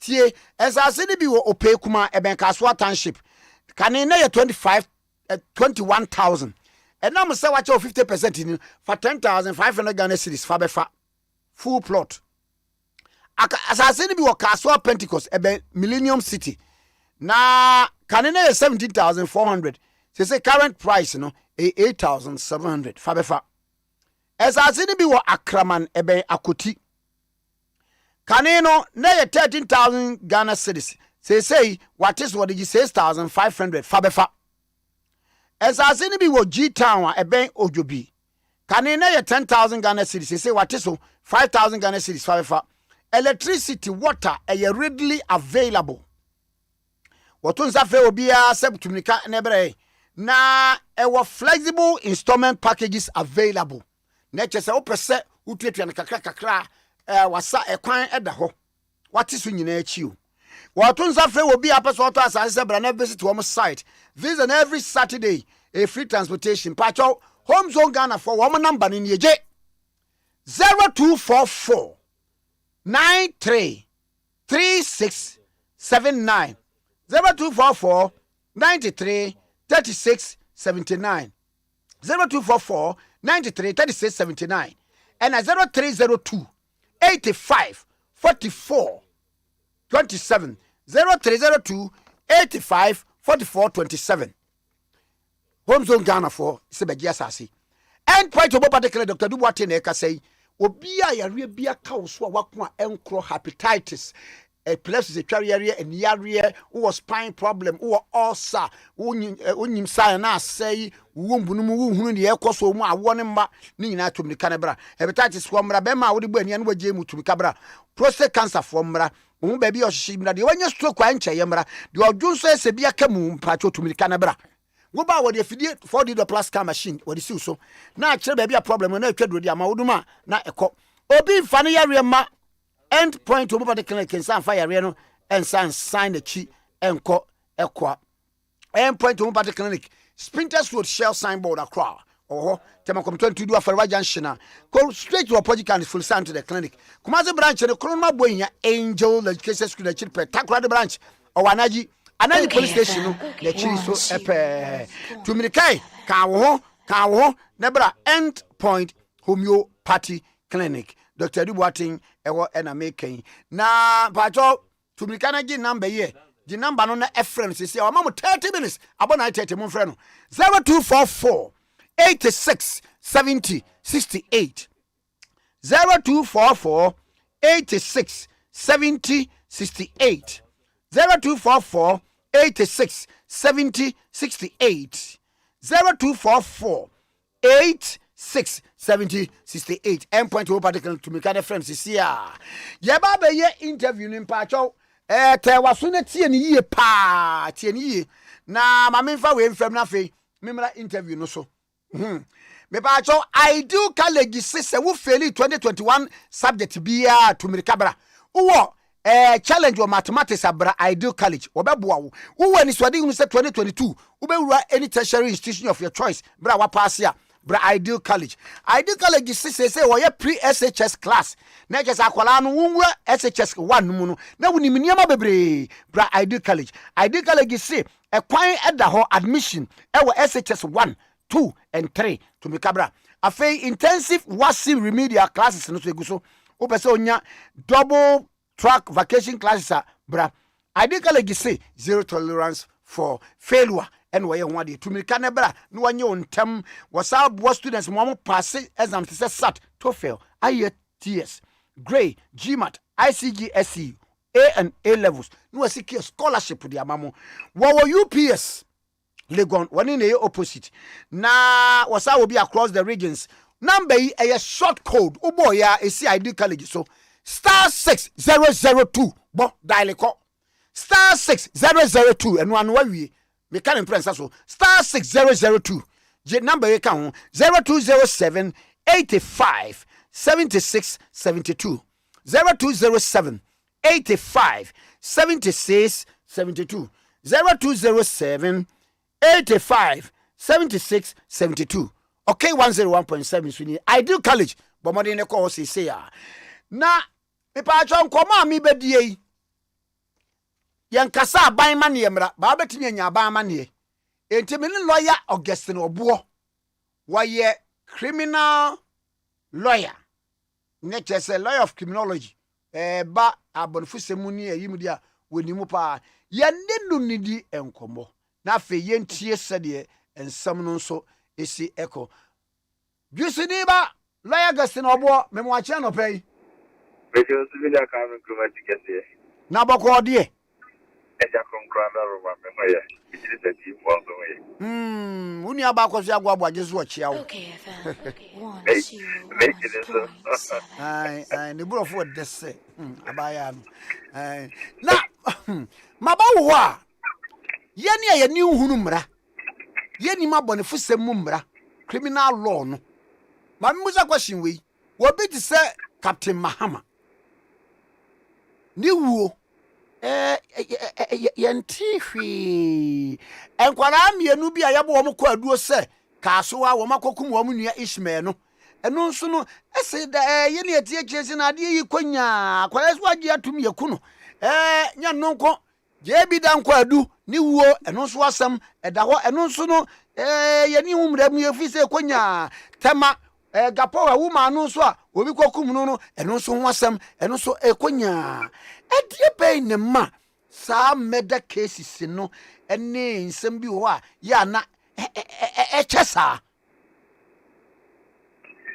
we ne Kwame Nkrumah Tikesie ma mentia etifo ne me anam Ghana fo na didi kan Kwame me criminal law practitioner a criminal law practitioner the me office no yes crime no nko a na labor enti ma me criminal law practitioner so the asase ho asemba me ka tell Mr. Kopelo ya bofro na mo me nyaade asase de na na obi bo ahin onim ba bi ahie bia akorada na de say ne Kwame Nkrumah Tikesie ni mi nanam Ghana fo o say obi a wakokum nipa ye di na asem no akontu na wasisuo no asama do akontu ne ye de na ekro ono amu na ya bonu ko adu say wakum nipa no ekwan na ye de na sisuo no ye de na si asama do kwan so de baya mamere mu kra obi wa ye mbente mu nsie no ye wo si ye mu se wawu ampa enti en kontem sa na di kronti en kontem sa no ya sese anamontuo no so wo ba kokra tra na lawyer for lo kwa case bi nyina wo ba kokra kitikiti kure wu mu no wo botra sese nipa nso ene trase edina se o ka se minya binti ma fa numa wati sese wo hwehwa se binumu onu wa wate no na wa bono ko adu no aso de bi ni ne so wo be mancheche mu bi opa on kasa wo na wo se wo kokum nipa yes ne ya ne kanu no fu onyo no ne koto adaka ndi wo a wo be bono ko adu se wo kum nipa no sese wo dimra so sese wo nyema yie se de be ya ko adu no omo ebi di na sem no obi abeka se we die wa na ukum no na abem wo she da nso na ukum ene da wo na ukum no nko a de ne fa foto afiase de mum wo she da no nso so ne asem no wo she da no ma investigation no just a wo ye ni yi pa ebi so nipa betime akum no yonku nipa wa bra wa anse da wo jira edan so da wo si dan ena blog bi da baby na wo yi blog na to form na sa obi ton kwadu ena wo ba dan no ma ba be ton kwadu no ena blog ne ko mo ni dream okum ni pa o to wa ti mo e fra di edu wo okum ni pa nti o so o hwese o se da na o so o hwehwem ebi kura wo di kan hu ni pa bono fo e wo wi ase ebi o di kan hu se nka ti ru ane na mfom wa na koduru ano na mfom ana auditor for the namfom wo ne mu wa seda pa se na no didi na tem to we sha sia ye hwemu omo wa adwuma mu ho enti obi kum obi a ne hwehwemu no nye te se ne ayakochi amroba no wono nam asama do kwanso wona ma dia se kwanso enti ye de ye mfom so mpu na de ne kotuma ye betu koyi na ense dan ha adwen bia demo So we have from so nipa like the who's all from so nipa no way. Oh, attentia. And until a ma a prayer for di ubia ye kukuna semno and no and uncle and I constitution also article 19 and massa any panel a quite be a quenya be no brand ya brand cross at say wono awabo no kwadu na ukukunu no wo na sesa o ta ko pelo ya mano de ko base wono anka se nitika o de be fa lawyer inni na sem wa bra ne lawyer awabra oni lawyer na unya lawyer ne kura da ne lawyer amma no kura no be sa ken o ko akotra si aken ma mebo situation me fa no se Captain Muhammad ye ne ye hweye ye hu de wo pa matchese akwai wodi blog eje wodi boniti no obi twene fa ewudam obi pa matchese no obi yese obi de aba anya na ze ni we are going to Tikesie o ko fa se bi bara mesri do pa matchese ya nchaje no no kra ya mo no kwadu me ba cha me bo de wo pa matchese ni amo no kwadu David na ka se no ko to mo so ko den krata ne se do pa matchese ko ya mo no kwadu se atene je no am ready for no so mu so nim ya mi no mu nyina e na ye adwuma ba ko na matchese no pa de so fu mu ana so bi o temkwam eni nyina ye question mu bisa se de bi bisa se wonwu ya na pa matches na de hye no a okay body 101.7 na obi furu kwa ye hye no we am akwa se question Mira ka Nkrumah say what we pa matches so mo obi wu me that me and that is a matches in the kuno ye lwa de fufure kuno obi twi obi of from the DWOODWOO ba bi a wo te ye obi so nine akosi aso nine no wo twewa obi ba sani nyina adwea na wa kye ni se ye twemia na ye de aba akobobom mu mu twofuo mu di obi a wo hu agro mu no mu di ne amu no mu di amu hu agro udi amu hu agro a no nje de wo kum nipa omo mo tiri no mo tiri me so mo twetwe nipa tu yiri na sefo na no nje zo mo kum nipa omo twetwe ne ye ufuo dada Beni enya omo gwe de ye nya omo so na se ye nya bi omo kum nipa ne bi ono ma yidi asem no e ma ye bo omo kumfo omo kum Dr. Sydney Banzi me ka hu bi se di asem na wi ipa mienu a ye bo omo kwadu no ye jai ba ako ena ye de ba ako nso kotumu na Kwame ba ako a ye ja no wa da afiase from 61 years to 70 years say oman bia eya abritire ankasa mfie na woda to afiase wa bra oni fo no oman ne sika ye de be ma no be che ile bi no wanye nti wa nya ahwie nso a betimi de wakwa atetimu Dr. Sydney Banz akife oman ye bo mu kwadu no emu ba ako ye bua de kunfo ba ako de yesi woni fo now, only for what they from 51 years to 70, 9 calendar years, and what they fiasi wabra ye dinasem. And fiasi would for ye jan or coffee to say. In Pium Corona, what they fiasi. Also, no minor day fiasi are saying in Bra because they were coppers and abroso. Go out, Kokra, minimum or that's simple. So, also, no minor day fiasi are saying in Bra, also a Jeffrey or and Jessica Kitwa. In this Anna Sa, who was a Medino, Yempre, Yempre, Kukum Papaya, and yet in us a Maria to only for Uncle Fee. You also only for Onyashi, Uncle Fee. And the prayer won't say, yet you be an hour to die monitoring in Kuna. Yes, some man are seeing out to move in the person, I bet you know.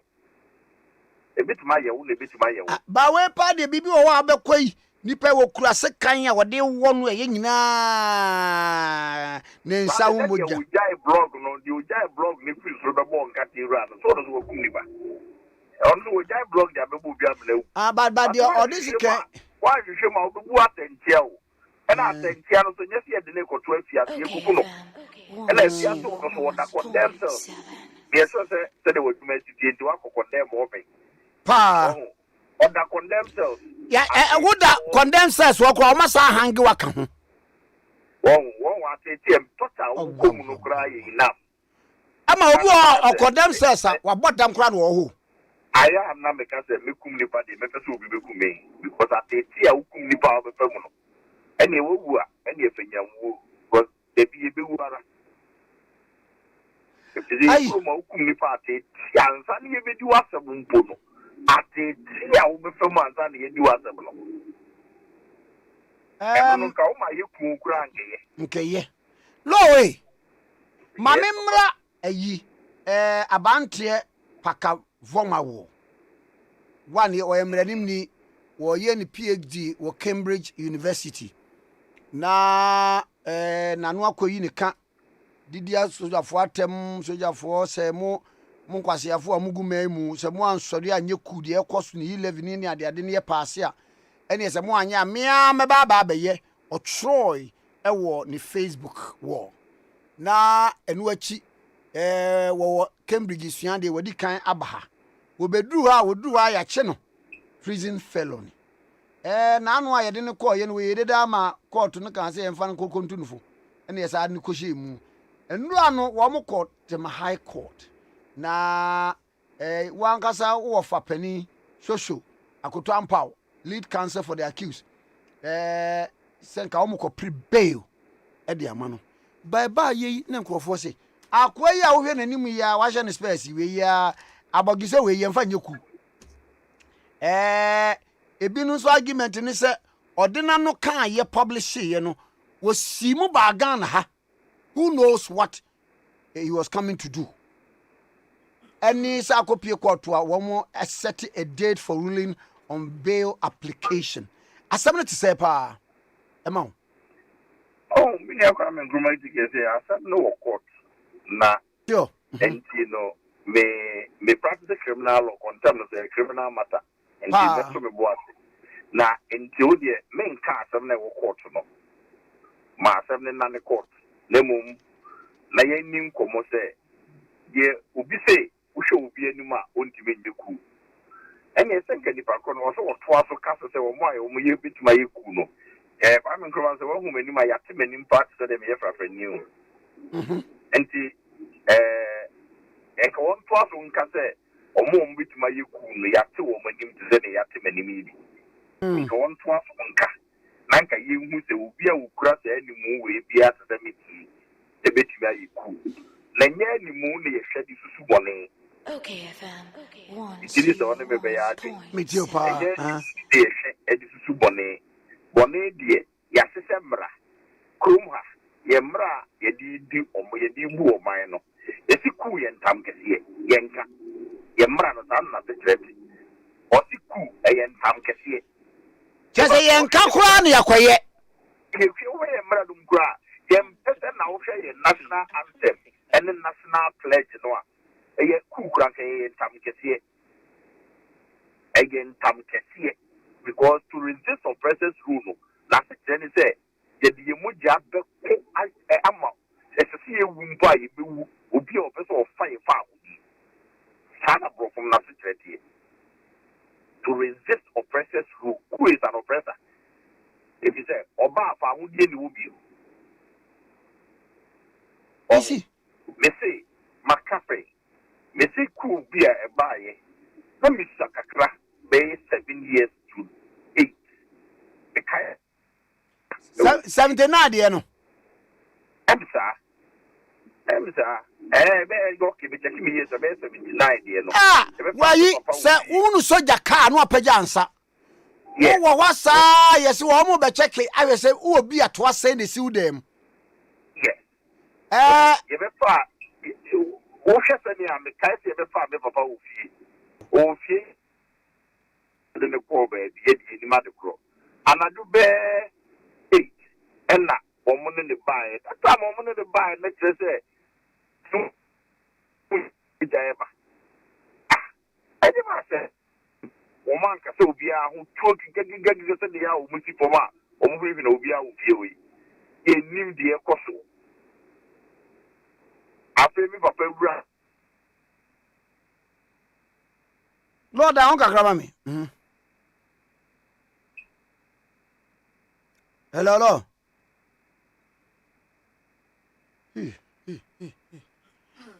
Checking it, Kakramamina, Yani lawyer Godwin, lawyer Augustine Obuo, were criminal law practitioner.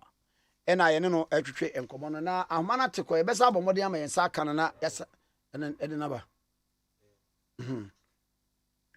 Na me pamucho Montia way. More use a computer, more experience the following challenges are now with more computer. 1. Run is slow. 2. Wo ye update and my problems be a wo type wo ye editing ya na my problems or computer no so na ba me so na me say emre no me some akwa ba bi o me do so bi dia enti anadu ba 11:20 na me papa sa ba fi obeboy amade so edwuma mu Tikesie bi na o katro mo so oni mo hwe no won kata se enye ono na yeye na wa se ja na sa be ni adi agre ni tro mo gyenyi na tre wo ni tro enti ku ye ntam kese wo hwe ye mamra no a eye ntam ankasa se ye mpese bi be si o man no gbe ni so obi de na no koka na o sa de no gyina wo se ye meya anaw fre obi so o meye anaw fre obi so o meka ho ne ye nya ye friend the conspiracy no what kai one can say my mouth no be gone and there yeah criminal law there me abranche we minimum no but near me dwene wo say na abranche kura Nkrumah de yen hwehwe adwem we de Nkrumah de buaten we are na ebu waten abranche nke be kwa ko hwe na adwem mu if say ni nim dia wo no wo nyema me kan nyina wakenkan enti say because to the level say or any PhD in law. And this officer you kura unka kuna mu kura yenka e yentam yenka na so officer ya yet one wa beto ase so dako yetime die ho ya die ho ya ne ho wa fa yedomu oh now be just now why the better now no say she said this is am na nkwan so am e ko adwuma na I'm Robert Akatem to mo ba mi fi am ngo police o ma na me to wele na mo se minim na se me nam kwa am Robert Akatem fi se minim na wo bo ma ne se wo ba mi fi dia ko ko police o ma na me ko bo ma ne ra me ngo ametimi akondo kwa there be untimi sanete endo wo de wa no ko kasa wo be yeku dia police for na mu no IGP na mu ba gini post on now IGP no ba gini post chief of defense staff the minister for interior omunya wo ba gini post o ndi wo montrao there be no wo mo kwaso wo monche wo no munya nhwehwe mu and my mouth no be gone yen no wa se no ye sociology ni na society ni sa ne mano na in law the criminal law the wo de wa no ko kasa wo Kwame Nkrumah men ku a mi Nkrumah ko o na ofie me ba but a bailable offense apart from say a treason felony say a bailable offense Kwame Nkrumah na me ye state attorney and na ye call the Republic versus Kwame and the Supreme Court can say no bail na say Matibebusu case and so I say offense be a bailable and me say who be some make say offense be a bailable no me Supreme Court ya dream say Meka Ureya make us order a fiancé, Mr. George Padmore, 61 to 70. As an ye dinner some we are. As some ye anyway. Or might not be a we are do be to a fiancé. In film Kwanzana, ye dinner some we anyway. In film Akuma on 9. Mikrano was a legal aid for the Bremen and could do that. Omoye mi no ba ko de ye gina sema wie bo an kumfo ba ko de ye ja no wada fiase enfie nkono papa ida ye ja no o simfo nante on tibi minim so tiasia on tibi po nante nti ye Kwame me kan say ye nka de wachi ase agro ye de obi bo yiri tuo ne ma ne bela obo fufu ebi obo befu ha sanete ndi me kan mi elu nyina India na ubewunza ati mwafo no omusha sa ne ma we nyina ne mu se no yese omo wo kwan so omo ma be court Tikesie Nkrumah say offense be a wo kwan so ma be e the court no ko dwen won wo dwen se bi American nyina ya obetimi ama be nti se sere ya ma be la eni se you obi anwo Nkrumah court no wo kwan so ma be na yenke ni wachi a wo se agro ye de enfia e di be di ase ya se mu die ni ke ya se mu die no o se etimi sesam na ye fa kwa afoforo so nka we papa 1 month 2 months nanka ye di asem na wie tre aka bosumi ntia ade we ya ye emredu o juvenile justice mu say juvenile nya asem a enita asem die ni buru bosumi ntia eke ye sa de ni bi ba criminal law mu a ewo adult crime anka ye pa I see ayi lawyer say ye ja kwa nya mo nya kwa ya adwuma yi mi kwasa me busa ne say treason felony no bia menenam wa bia Kwame Nkrumah ana meze meye ku musi treason felony wo Kwame Nkrumah na basa yi wonya de obetimi aye bibi nwonso bia musi mede manu aka de mo de meko se emra bowa den na atemu ka kire wo Kwame Nkrumah minu mi kasa ye ka no ibu ba ko say oni friend ka so beto bo abowa Enkana ni hu ba bi obo na unya ko ta so beto bo abo bia na wadwe yew bia na bo ni bi se de boto ye kasa na ye ka no diet ba bia e bi so nam no ye o diet no ye o west ni abibu bibiri o ma e kire se obi di na no kasa meyi ko e ni so ojai no me bo akasa me bo ai so oni friend ni kasa beto bo abo na bia de na tie bibi so na e bo no kwa hye no botom ade di ni aka se na bo ni bi da na nchen ye se na night so nti ne fa na nye ne fa na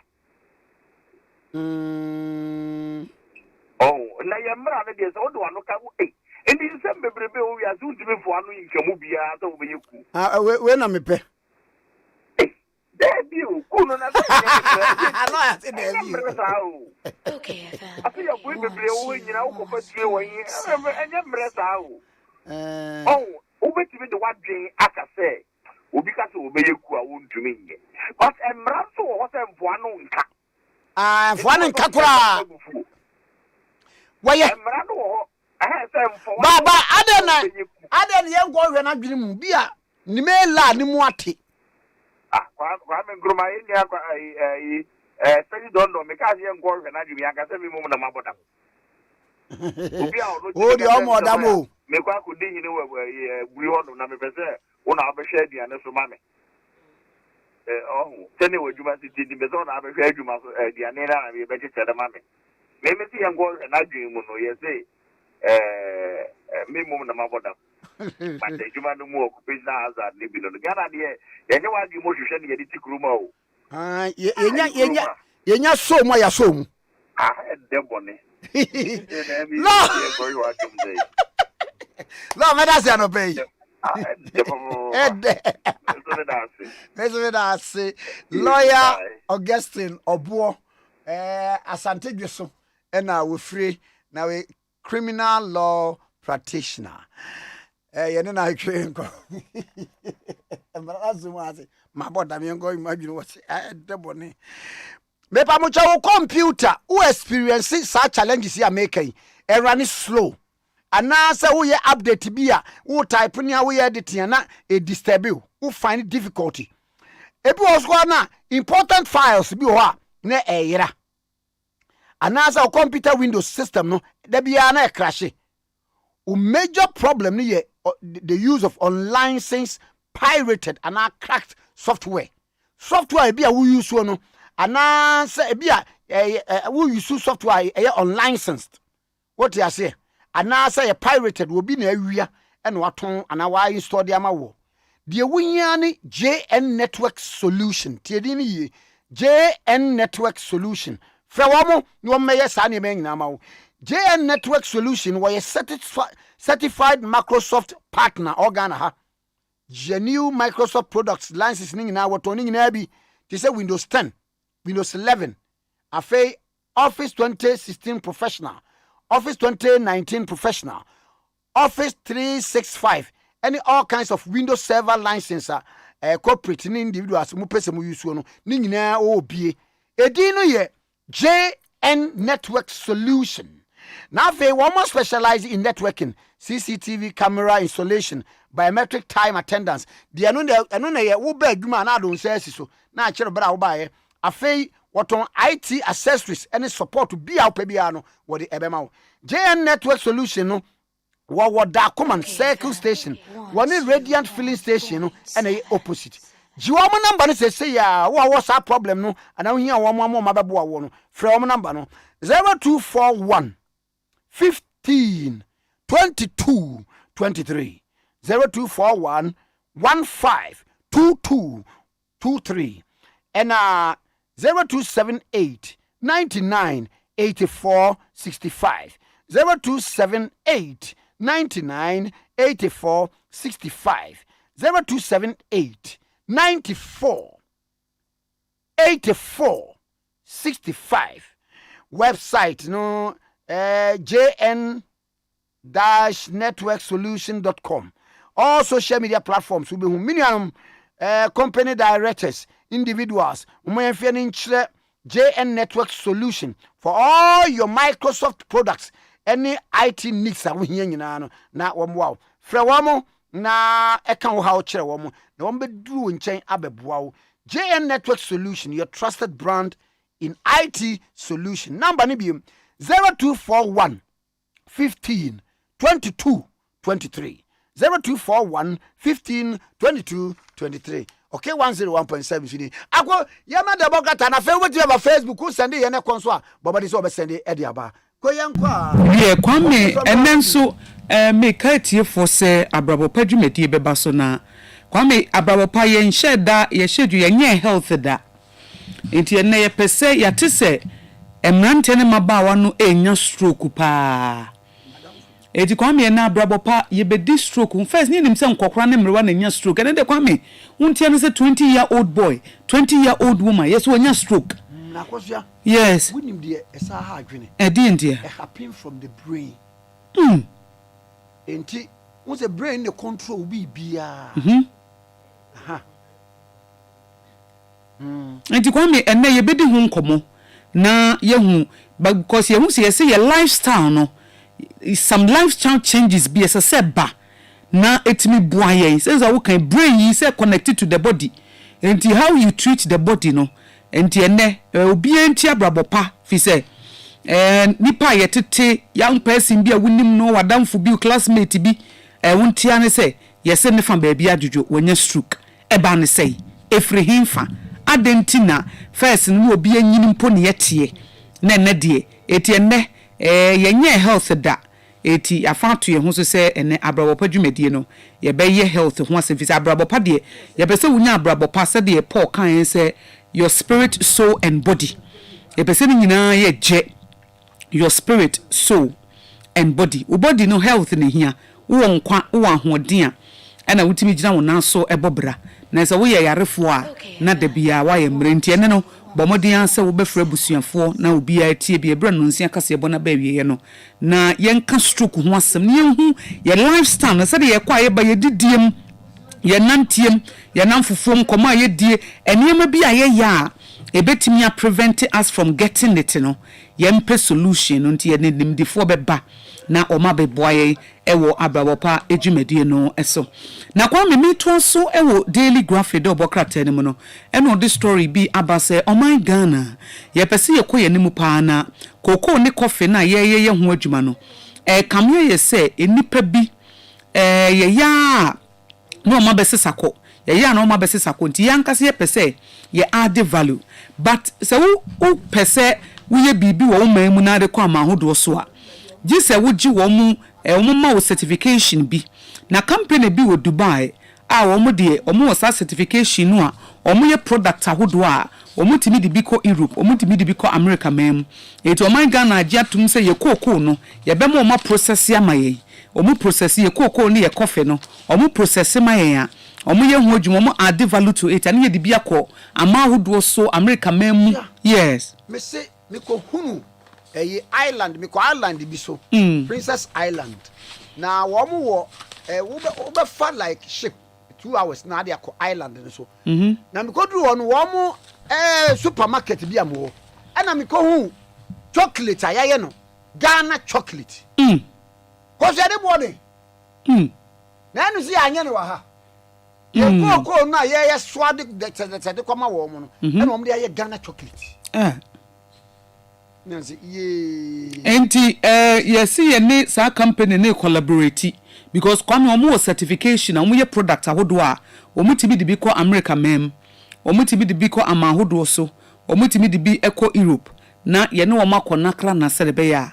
omo betimi aboa ye na ye koko ne ya add value ne coffee ye koko nko coffee nso ka ho na akọ companies ahodo nti Dubai Agri Commodities omo United Arab Emirates womu ena womu United States Food and Drugs Authority FDA certification a womutimi kra enuane eko US omo ye enuane anase product ahodo timi de biko US ni European market ni mu endi Ghana nso ye giatum na ye nso ye de aye adwuma na aboa ama eniema nso etimi akoyie pa enunti Kwame ye nyina ye nhye no nso se we ne anamonto o man ne betu na strategy for nso se 2021 womo bae omo de wo haw no ma bi ne die e bae say human rights issues anase eye ne ma hudo bebre no die e bae no eye 8335 no mutimi resolve ye die mutimi edi hu nkomo omutimi ene omanfo siesie ye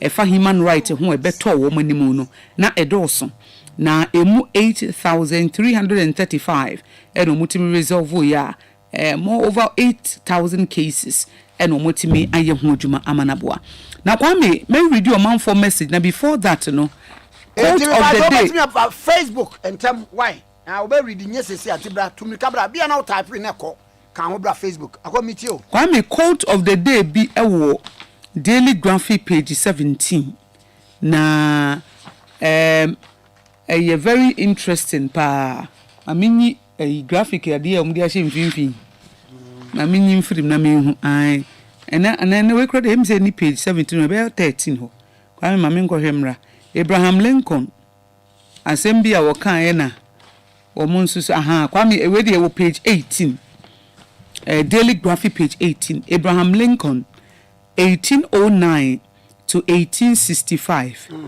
so no musi boni di obeka so wu ye nche so say wa chepa 18 mu an obai one of the renowned statesmen, renowned world leaders, renowned president America has ever had. Kwame yes slave trade no so ono na ba ye be kon ye ema America. Na woni ma bra ho sema na wom. Slave trade na wo mo kon no. First American president no slaves. Second no slaves. Third no slaves. And so they were professing say human liberties and all that. Abraham Lincoln. Kwame the quote wo Daily Graphic page 18 say to sin by silence when they should protest makes cowards of men. To sin by silence when they should protest makes cowards of men. Kwame. Yeah. What's say? So be kan one more tum. Kwame de on kana nuntum. Eye bone. Ebra enkesese wo soriye. Na wo kasa. Na wan kasa ye buhufuo. Abi timbiem. Wose. So kan one tum a eye bone. Ebra esese wo kasa no. So come on, ebra eso kasa so come on tuma eye bone kase pa. Ene wa ye tie ni. E kire ohufu a wo we. Na se Kwame umma obi nti wo kan wanu tumu a woda ne hufu. Ebra esese wo kasa. Ebra esese wo kasa. Ade bi esese what telling no catch nipa no e wo ma yade e mo ma ade a e din sakra e beba de na de me kokai ye ba be ye me ye wanu wawu ka wo se wan kan ye bone kase pa akoyi ɛhyɛ aseɛ sɛ wɔwe nsa akwa hyɛ aseɛ sɛ adwuma no wɔnyɛ ne yie akwa hyɛ aseɛ sɛ ɔdi nkɔnkɔnsa no wɔntumi ansɛkyerɛ no anka nkyerɛ ne sɛ antie deɛ woyɛ no nyɛ deɛ ɔyɛ no nyɛ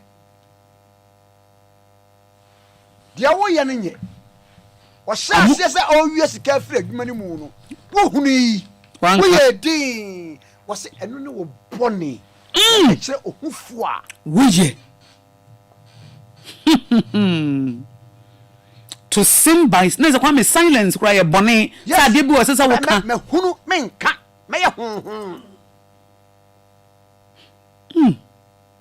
mahunu menka mahu deɛ nyɛ ai Kuwait Ukraine deɛ Russiafoɔ deɛ no yɛ ɛnyɛ ba menka yɛmfa maa me so te menkɔka Kwame say quotation me person obi send ma me ayira me kakra was say when they first came I did not complain to take the men because to tell the Jews I did not complain because I wasn't a Jew when they take one but a drew bra ye be fa no obi ani we come on maka sema Mordecai ka che Esther say one sorry na wan nya wodwin say wo be fa hotototo because you him Ebia, you were born for such a time as this. So, wo boni a wo ye nyina ne se. Wonka akolaya wotifie ya se ni tocho wo be nyina be ye kwahwea mpani. Wonka. Kwame se wo adamfo bi ko no wo da bia oba adwuma oba late. Ena oba akire wo ma. Why nyina se wonka. Eye sin. A sin. Ebia wo kan was it so one more bonnet for no cocoa that you were able to sound the cry every walk. Kwame say, "Oh, Adam Fobina who say Nikru Chimpana no one. I say, will catch them, and I say, will come on to me. You won't answer quanya, Edek. Wadam Fukru Chimpana no one. Catch it, Fred, Wadam for Nikuna and Nico. But men can't show Wadam for no. Men can't show Wadam for no. Nemon freni kunumum.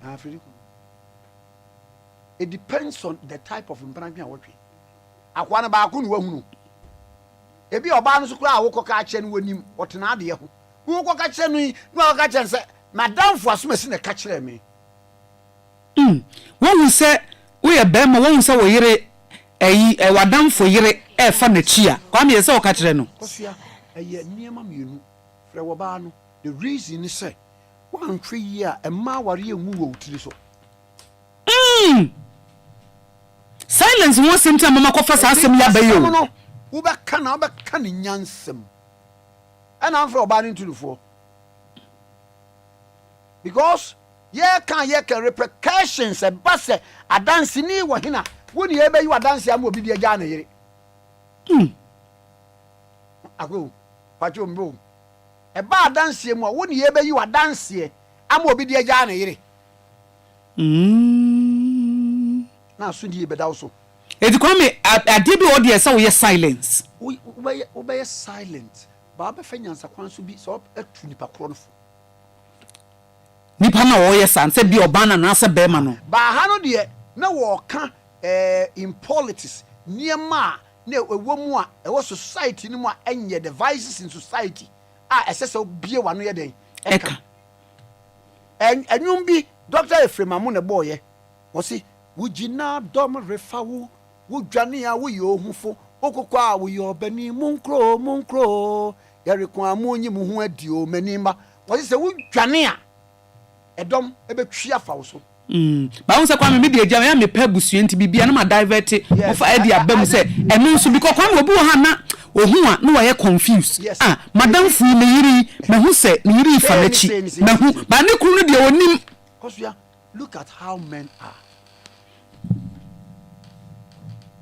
wo hu ye no one ba ko suspicion the way na bi kura wo mte ho no hu se ebia bibi wo mu ana bibi nim ebi so kura na empentemua boye na eye ne mpana na damfo na we na di between ama no ebi wo so kura na bibi nim kura enti who evidence me can dey Kwame who evidence say e true no evidence akoso evidence wana say bi ye dwam a obi akoto ne say waba na hem Kwame say wadam for yiri no obi free hotel room pia omo kopɛ de wo ho na kopɛ de wo ho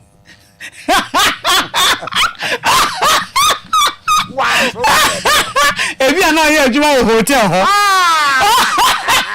we ye adwuma hotel wa uduru ha wa ma ho we zo ye adwuma ho Kwame ye was speculation wo ho nti abusuafo hia na ye di sa adina ye bebu sa se adansi egwom emisɛn bibi aware egu adansi anti Kwame we dia wo kan se mempre wo hu nkoka impo se kran se wo evidence kra mu do no a enye wo tiri so na aware ebeguo ana Kwame ye kan enye wo tiri so ena aware ebeguo ntikwano tum na mind your business 1 Thessalonians chapter 4 verse 11 or say make it your ambition to lead a quiet life and to learn to mind your own business say be ma ni hu anu wa hu oba ni hu anu wa hu Akye yes ka wo kan enye se kodi hu nkonkonsa Akye aware obi di no enye sa ne ye na ye dey ene se ka wo kan se wo fra na tena ho ante me hu kwan ba ko na mienu bi so adana jai anambi utunufo se wa set sa jai eno ye ka wo kan okay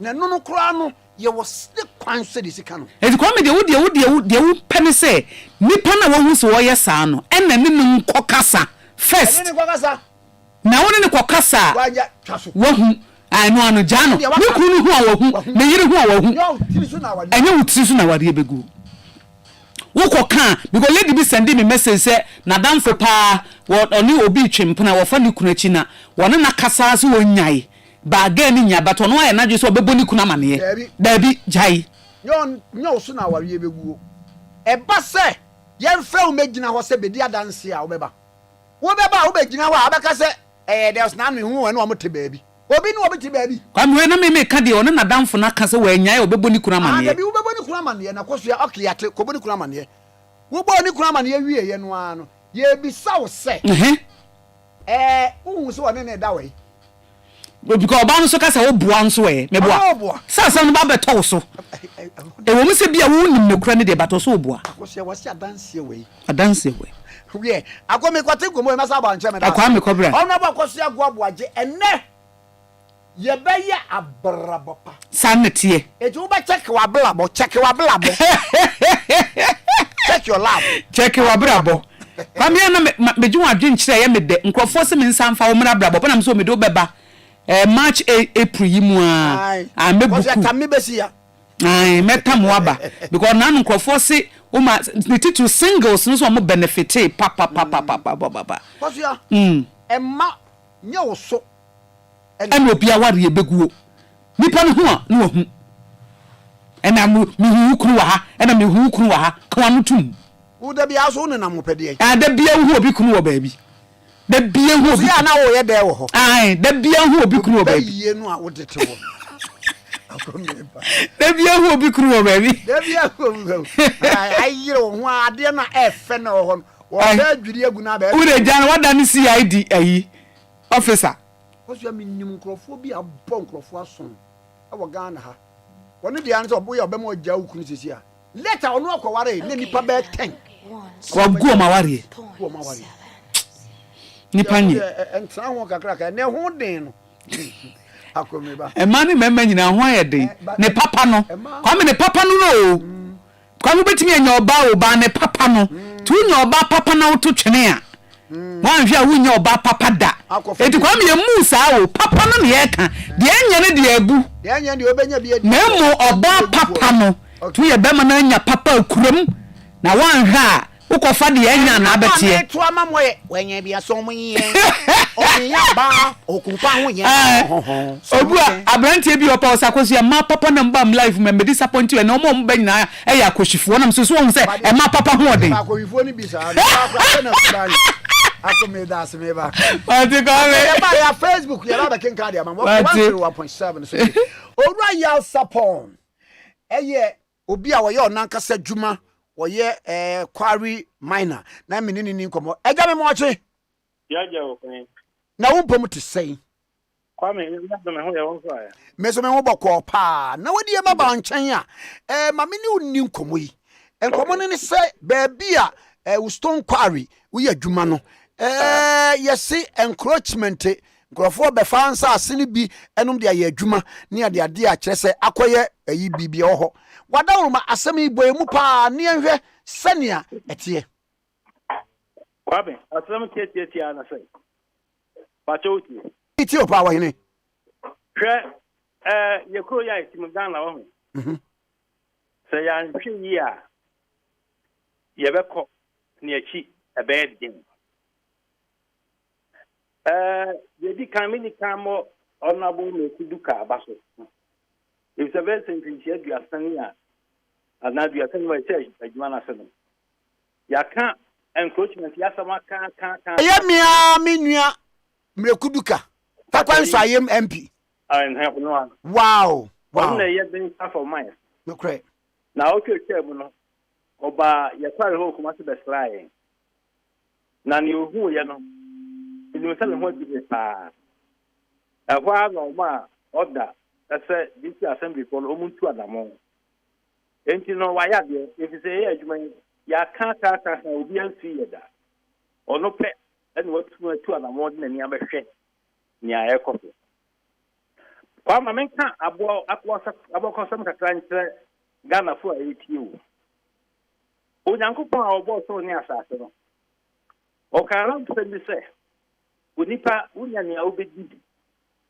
ade ni a obedra ene ba bia obeda eno ano soma na menyi ni se wiase mu hai obi wo ho a saa ne am mensan ohia bibi chen saa de na tere se ba bia ni pa bedale ya dia ehia papa nanso ye kuro yi de ya sha se ejapade a oduma nkoma de dumo ye na o si de si dan edamu no nipa bi ayo magen se ombesel se ba bi aye payabo wa o hwe asamo esi wo apiaki a the same method and you too ya to me boom anya gro na sa no u koji a ewura mu entu ben kwan de bi a wa ye covid a o de be ko wuyi kwan le pe a o mu ka ko ebi akonya aba no e ho na o ma be si o ma dan ebi fra dan bi si abori bi so anka ense se e basa nanso Ghana fo eye abo no so enya ba bibia de bi wo e ba bi kakra bi na se wi abo fu mu a Ghana ha yentumi si dan yentumi nya kwan yentumi nya bridges yentumi nya habo enti adenti na saade wo ya onyame di adum Ghana man enipa bi ayo magen se won besem medwen ho a menti ase enti no ya kama Ghana fo na te ne aban so ate wama onabu le kubika atu adamo se so am peda bi amfa sase mo ya so enfi enche by 10 years time you be born man papa if you say me adine ko eni nyan me okware ba ko obudugram ha utu ani ko hwa ubetum afase a mato matiaka me wo krata aban so ama me concession be ya juma Kwame so utu ani ko hwa ba bi ani pasi adan na eno abe ko site wo ekwan no kra wo de ko amana mu no obi accident wa o tim na electricity company of Ghana also amana power no team baby bia be ko bia enti say an say ya ye bi kita hwehwe sample for no omunim enunti ana omuntu wana mo no so omunim pa na fe o ma ye kan idea ene Ghana na asam da yaso enti asama wo hono oye na ayi wanum na eye o masede se sabre ya o mo ye encroachment yi efa ye ne ankasa ye yi abo yi ye yi ese wo mutimi hwe se encroachment no emba because baby kura wa ye payabo na ebetimi aba ho aba endanger. Oh, nipa bebre guda bia. Ebi pepe da bia. Okay. Na abo no mineral. Anunti Ghana emeremu no better to president bia obebadin mu. Elizabeth na kufu adote akonwa so no. Onna dia. Na wama land and mineral resources for first minister so mano. Na no free hwa so a akodi district assembly for ho. Ebisa wo na sawu kosi dan a obati ko si ha adame fensi ha. Nanso ya flo mo. Ni o wachinya ya ma professor. O ma be cho ho stop work. Stop work no. Bibia nkoso bio. Na propose ya na esi. Oni asa secretary oni permit si dan also si dan otru. Na Ghana buying electricity company ya dia no. No so akọ. No akoba na power set na ho. Na we asem we sabe mpabia so. Nyansa wo. Se oman ajapade a eye oman dia a ebetimi dia bobra. Abo lu kura so utu wi asase nsai o. Ye betimi dia nema bebre, ubetimi president ebra ya pa abo na wi. Enti adenti en wo se mo yesa. Me kwari budumdam heye. Budumdam kaso budumdam heye. O betimi mobilize ebe to stay so. Enti o se eji adwuma na ekobo police amane. Okobo police amane a o to ni asase aso. Yamfa nkokọtọ a emfie nnumuni enya judgment. Na tiwe edi hwene. Krono so sabe enkra ko ya chimsra yi. So ka na ya sisi lord kan ho a. Ekire hu na ya slam. Yo gurbe kan slam no. Ufri ni mamodu alajo ehfa ko si kai fa no nyina. Sabe ada papa bi ensi ba bia. Lenti ajapade a ojamedi adumo ye ya ye de be sisi adan ana ye de be development yi say ye fi sabre say me dia na ye da ne e wo he enti Kwame amoni le bona mo wa ye ne mo dawro ne kan kire aban ne mpanin fo say e ya dia ye algo samus kase pa sa boy ya ye kan ama bebre ho a wo mu ni Omuni granite. Yetimi kwa chabe diye table polishina kama. Yetimi chabe diye mabo. Se sempani po ni ba ho a enkama mu a omunya adwuma nyi. Ye fundamental ogudu be ka se adwuma nke be nya Ghana ha aye no. Ene nya nke di kan. So di banya be da. Ene odin etne bobra. Na Ghana ha edansia. Uko ha obi dan a ya se fanfie me no advance bra ewu a wasan de fanfie me no advance enti wo bobra biara wo de mafie wura e de be na si e kwan se aban be te nya hwe aboi na sikasam ana ha ya hwe sam fa ko aboa ye ne yetina ni yi wa anya san so a na ye so ye de ye hia de pupu ye ko ewie so a na obi abasa ba be sida ma fe no amen wo je sa se mo hu a o ti ase enso akoko Oye ya ka we die na kire se aban ate na ne kwakwa mu no se na wo kana ye ni nkoma abawe Kwame awiara se me taban che wo me sero efi se enipa bi okolu mu a o ma ya o ma nyen se o mo mpekro ni ye bie me tapa efi se asase mpo se nka ya o bia mpo a na ajapade bi oso a adenti na wo se wo sai no ya wo bia mpo a na japade we adenti na ese wo sai no e wo bra ti yi body fi okra asase da so da ho ejira ke ensamo ho papa na sabe enye obi no go de ko wura mu ntino ono ko ba ye wo hu no obi ntumi ente ai efisa sampani ko ni mtasu na mekan ananka owutu alamon ba ko pe Sanya, over me could be tattooed and woke up Matia, or long as a who green. May won't be. I don't catch that because of Omonyo, Juma. Now, so by your Somonyo, a 2 year. Thank you, Mr. Aban, Emma Huniano. Parliamentarians, Uma Huniano. Now, Omuntuan among Kwame Mouse, more example, Marco White. Yo. So the McCarthy Hill. McCarthy Hill. Wouldn't you? Aye. Wouldn't down so much. Papa. On your Biafo. That McCarthy will put it in a boy. Over different cost site. A boy.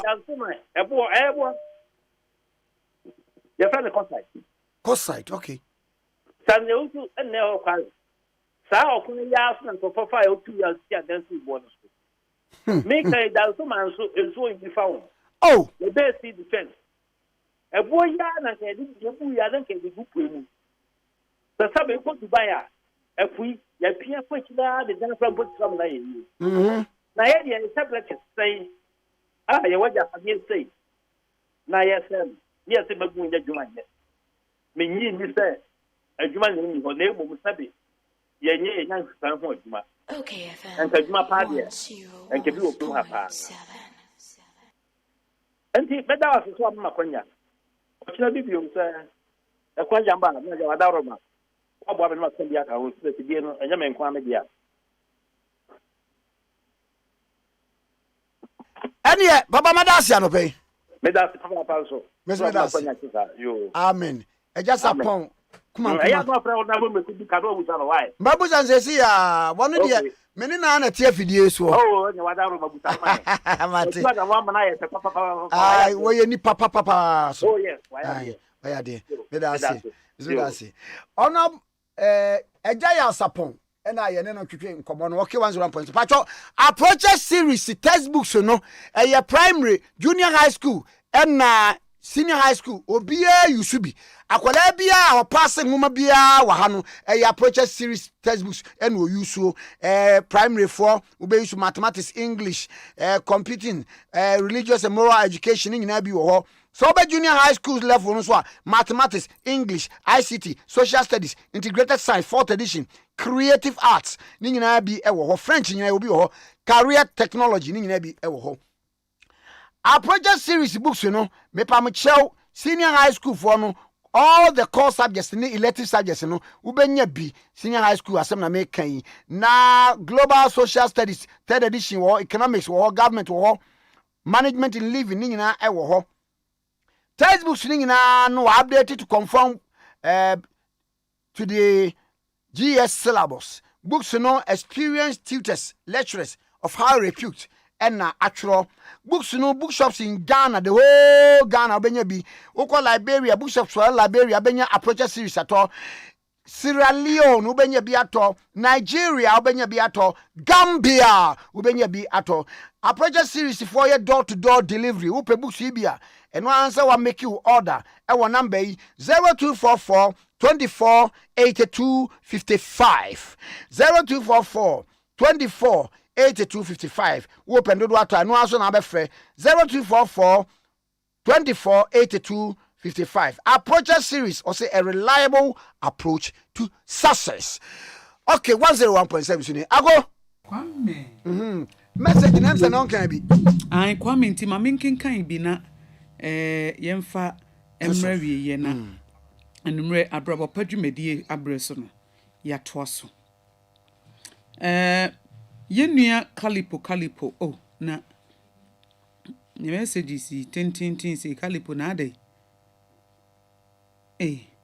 Sister Kosuya, please, when are you going to see Honorable Alban Backben for the end? Whenever you see him, please remind him that it is there. Okay, it is this as small Ghanaian collective powers that have made him the 3rd most powerful man in the land, sworn into power by a judge, backed by our law. If he wants to continue to be that powerful, then he should also do well and respect, regard, and obey other institutions. The Supreme Court, the Parliament is under the law, not on top of the law. Every institution is a master of its rules and laws, but still under the law. If the Speaker uses some way and fails to respect our Supreme Court, then he is also making room for the ordinary citizens to also disobey, disregard, and disrespect our parliament, and he, the speaker, as well, and this will not alter well for him. If the speaker or the parliament can be their own judges, why do they then take a matter to court for redress? Honorable Hawakum Sinba, Eddie Abba said, not everything that you need to say it, else you will break a family and destroy a nation. And Kwabna Gentle say, Kwame, you as a great historian can you educate us why our brothers from the voter region are Yemfa Cynthia Mwakwa Sister Kosia, please tell brother Kwame to find out from the passport office why our passport has kept so long after registering for so many months. Awamu jojo mombewi. Da beda. Kwame da benda. Ye digitizing so agisi ye che. Mama kana de Kwame. Ye suman no. Ministry agency obi apeko obefa so adidi. Ba ko ye volumes of niema e wo hon edoso. Enti digitization so because I didn't na Kwame so obi kono wo kotua sika within 1 week ni wanya. Any express. Nani omun kan express na nkofo mu stan kotua express ne we. Sisi betua man individuals bi na o makoje adi. O da bi wo call office. They say this time kro ano akọ bibi age so koye no ho. Get the passport office one about koye no wo beye whatever biometric eyin bibi age so twa no ho. Enti fan ko mu obi a wa akọ ho. Why? Good morning, Tikesie. Please, reason Anaya Bwedi, aka or this year, a glorious birthday, Radinshra Nkrumah from Ernest Taifa.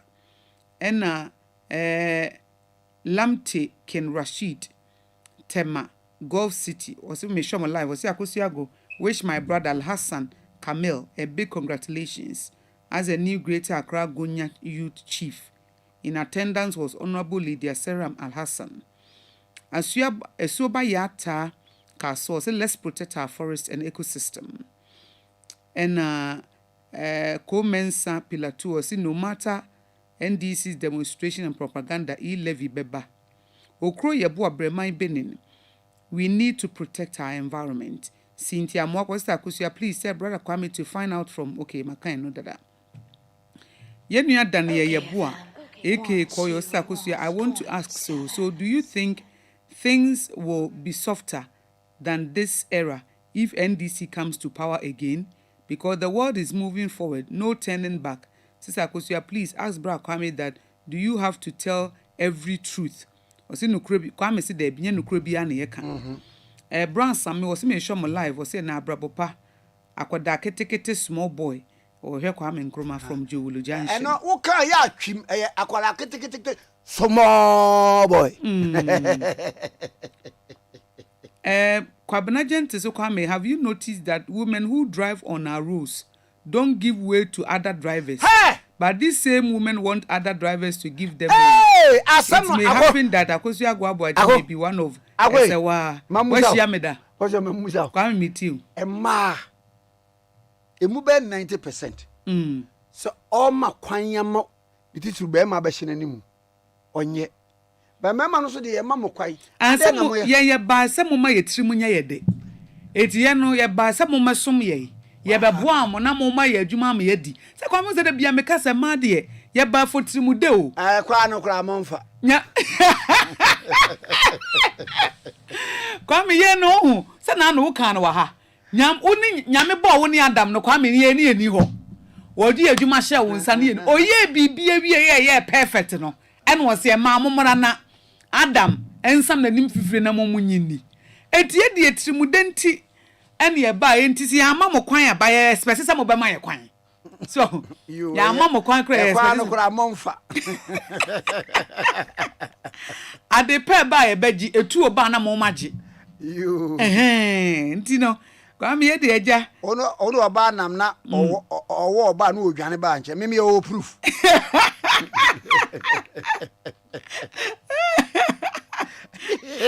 Ojani abacha wonse Kwame na me Kwame tefre kura ji se me fire me Nkrumah ne bekunu mani bo tefre so a tefre ne hunni asemi mani bo bi so nko ade a da bi me ho kura be obi be se ayi ada Kwame mi hu ayi bi obi a tro se I am cockroach me na metima oyiri humia na ne yam hyehye no utimi ma oyiri yam hyehye no Kwame kokrochiri na ebrage no se e ma ebisuro akura ebisuro kokroch tefre ebisusuro ananse oba bia wodi osuro nti ubo se wuhu bi pe na afa wo frɛ be ma no mehu ananse bi wa ha ebisusuro fie wura no oba bia wo fie obi a wodi osuro obi okra ntatia no bodom pem sa akra na no osuro yisu wo frɛ be ma no ma ni be pepa ntaf ntatia no ukuru wa ntatia le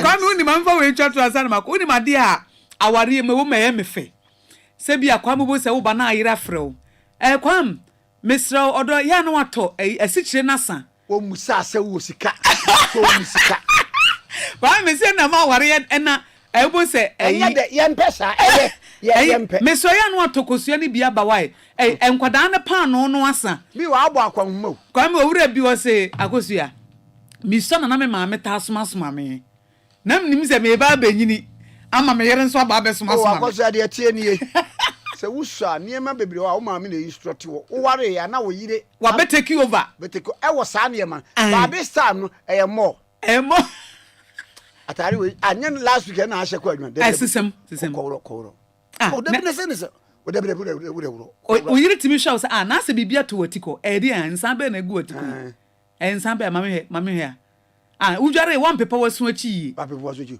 otimbe gina ho na o ma adware mu instruction o ba ne ye de o ma adware mu de instruction Kwame se ye mo boafo me boafo ni se otimi ye ma wa ho so person na okasa ba ezekeji and u shirt we di aye dada sesa no shirt we aye dada dodo wa ko ba bia kwota ade aba ade so ye mpe woto ni sei ze ye di abu Kwame be ma bia na ma ko sa nka ba ko se wotimi to aduane ko bia watoto bia okra wo se kofo be che bia pastries ni ade we bi we os na be so nkwara na wo wi bi be ma bi na me na me di ma ade aba me oscar Kwame opon adwuma ba na eya to anwa bre odi anwa no pos na se nya anwa we na ye use no ofia ye use we me ban se brand bi wo se e de se me nya ndai wo se kosesa na bra kosesa anwa no me si wa na me come bedroom be man se me de na osatena kam pa cho me yire se anwa no openye bi Kwame na ma ware ye de na ayefe na aya no be ma no oni otwa bi kakra no so be ba no atwa bi abedi ni fufu aya ma mu ntwa bi ay mo fa anikan mra fie wo se ye wodi bedi ni fufu Kwame ye de asi Kwame aware de ye de ye ntiase ye na se ya sorry ye gina aware no otui so ani aware program yi so ni asori na kina enumere nso eye abrabopa ya na wakoso atie me come say Rock of Better Prayer Ministry ja papa asori gusu ekoso se me kasei nti fa ho hye onyankopon ni nwunase na ade nyina ni mu na eni Christ awote ase adumunti amen ye from radio kwa wasa no Kwame ko Tikesie produ any Kwame usu adio me and woman of faith Abigail Ashley if you social media handles no e de mayen moto honorable Akosiago Aboaje enka MP for Abeka Junction and the birthday ma obi any birthday wo wiase ena ayi ye telephone technician ye Yura Kalim wonu na se menchia obi man miwura no Karim die oye ni papa se wuniska na akwa Karim wase o ma bi na bosom so na ade aba wa said you ope bia na wayi na ode ama kama pa happy birthday to Mrs. Rosebud Otin in tow our ekropon was we love you mama from Perez Chapel International Jolu and our mo kansa ade a kire Mrs. Rosebud Otin in tow our ekropon happy birthday to Dr. Winfred Bawo Kolebu Teaching Hospital. Way free Abigail Ashley ho and the entire UTV health team ho and on the ma Dr. Winfred Ba wo Kolebu Teaching Hospital and there your birthday if you want kasa unu aba Abia Ashley and na ode eso ema wo okay 101.7 eso any yeah ya sorry so DJ Mami volume Lord I'm highly favored.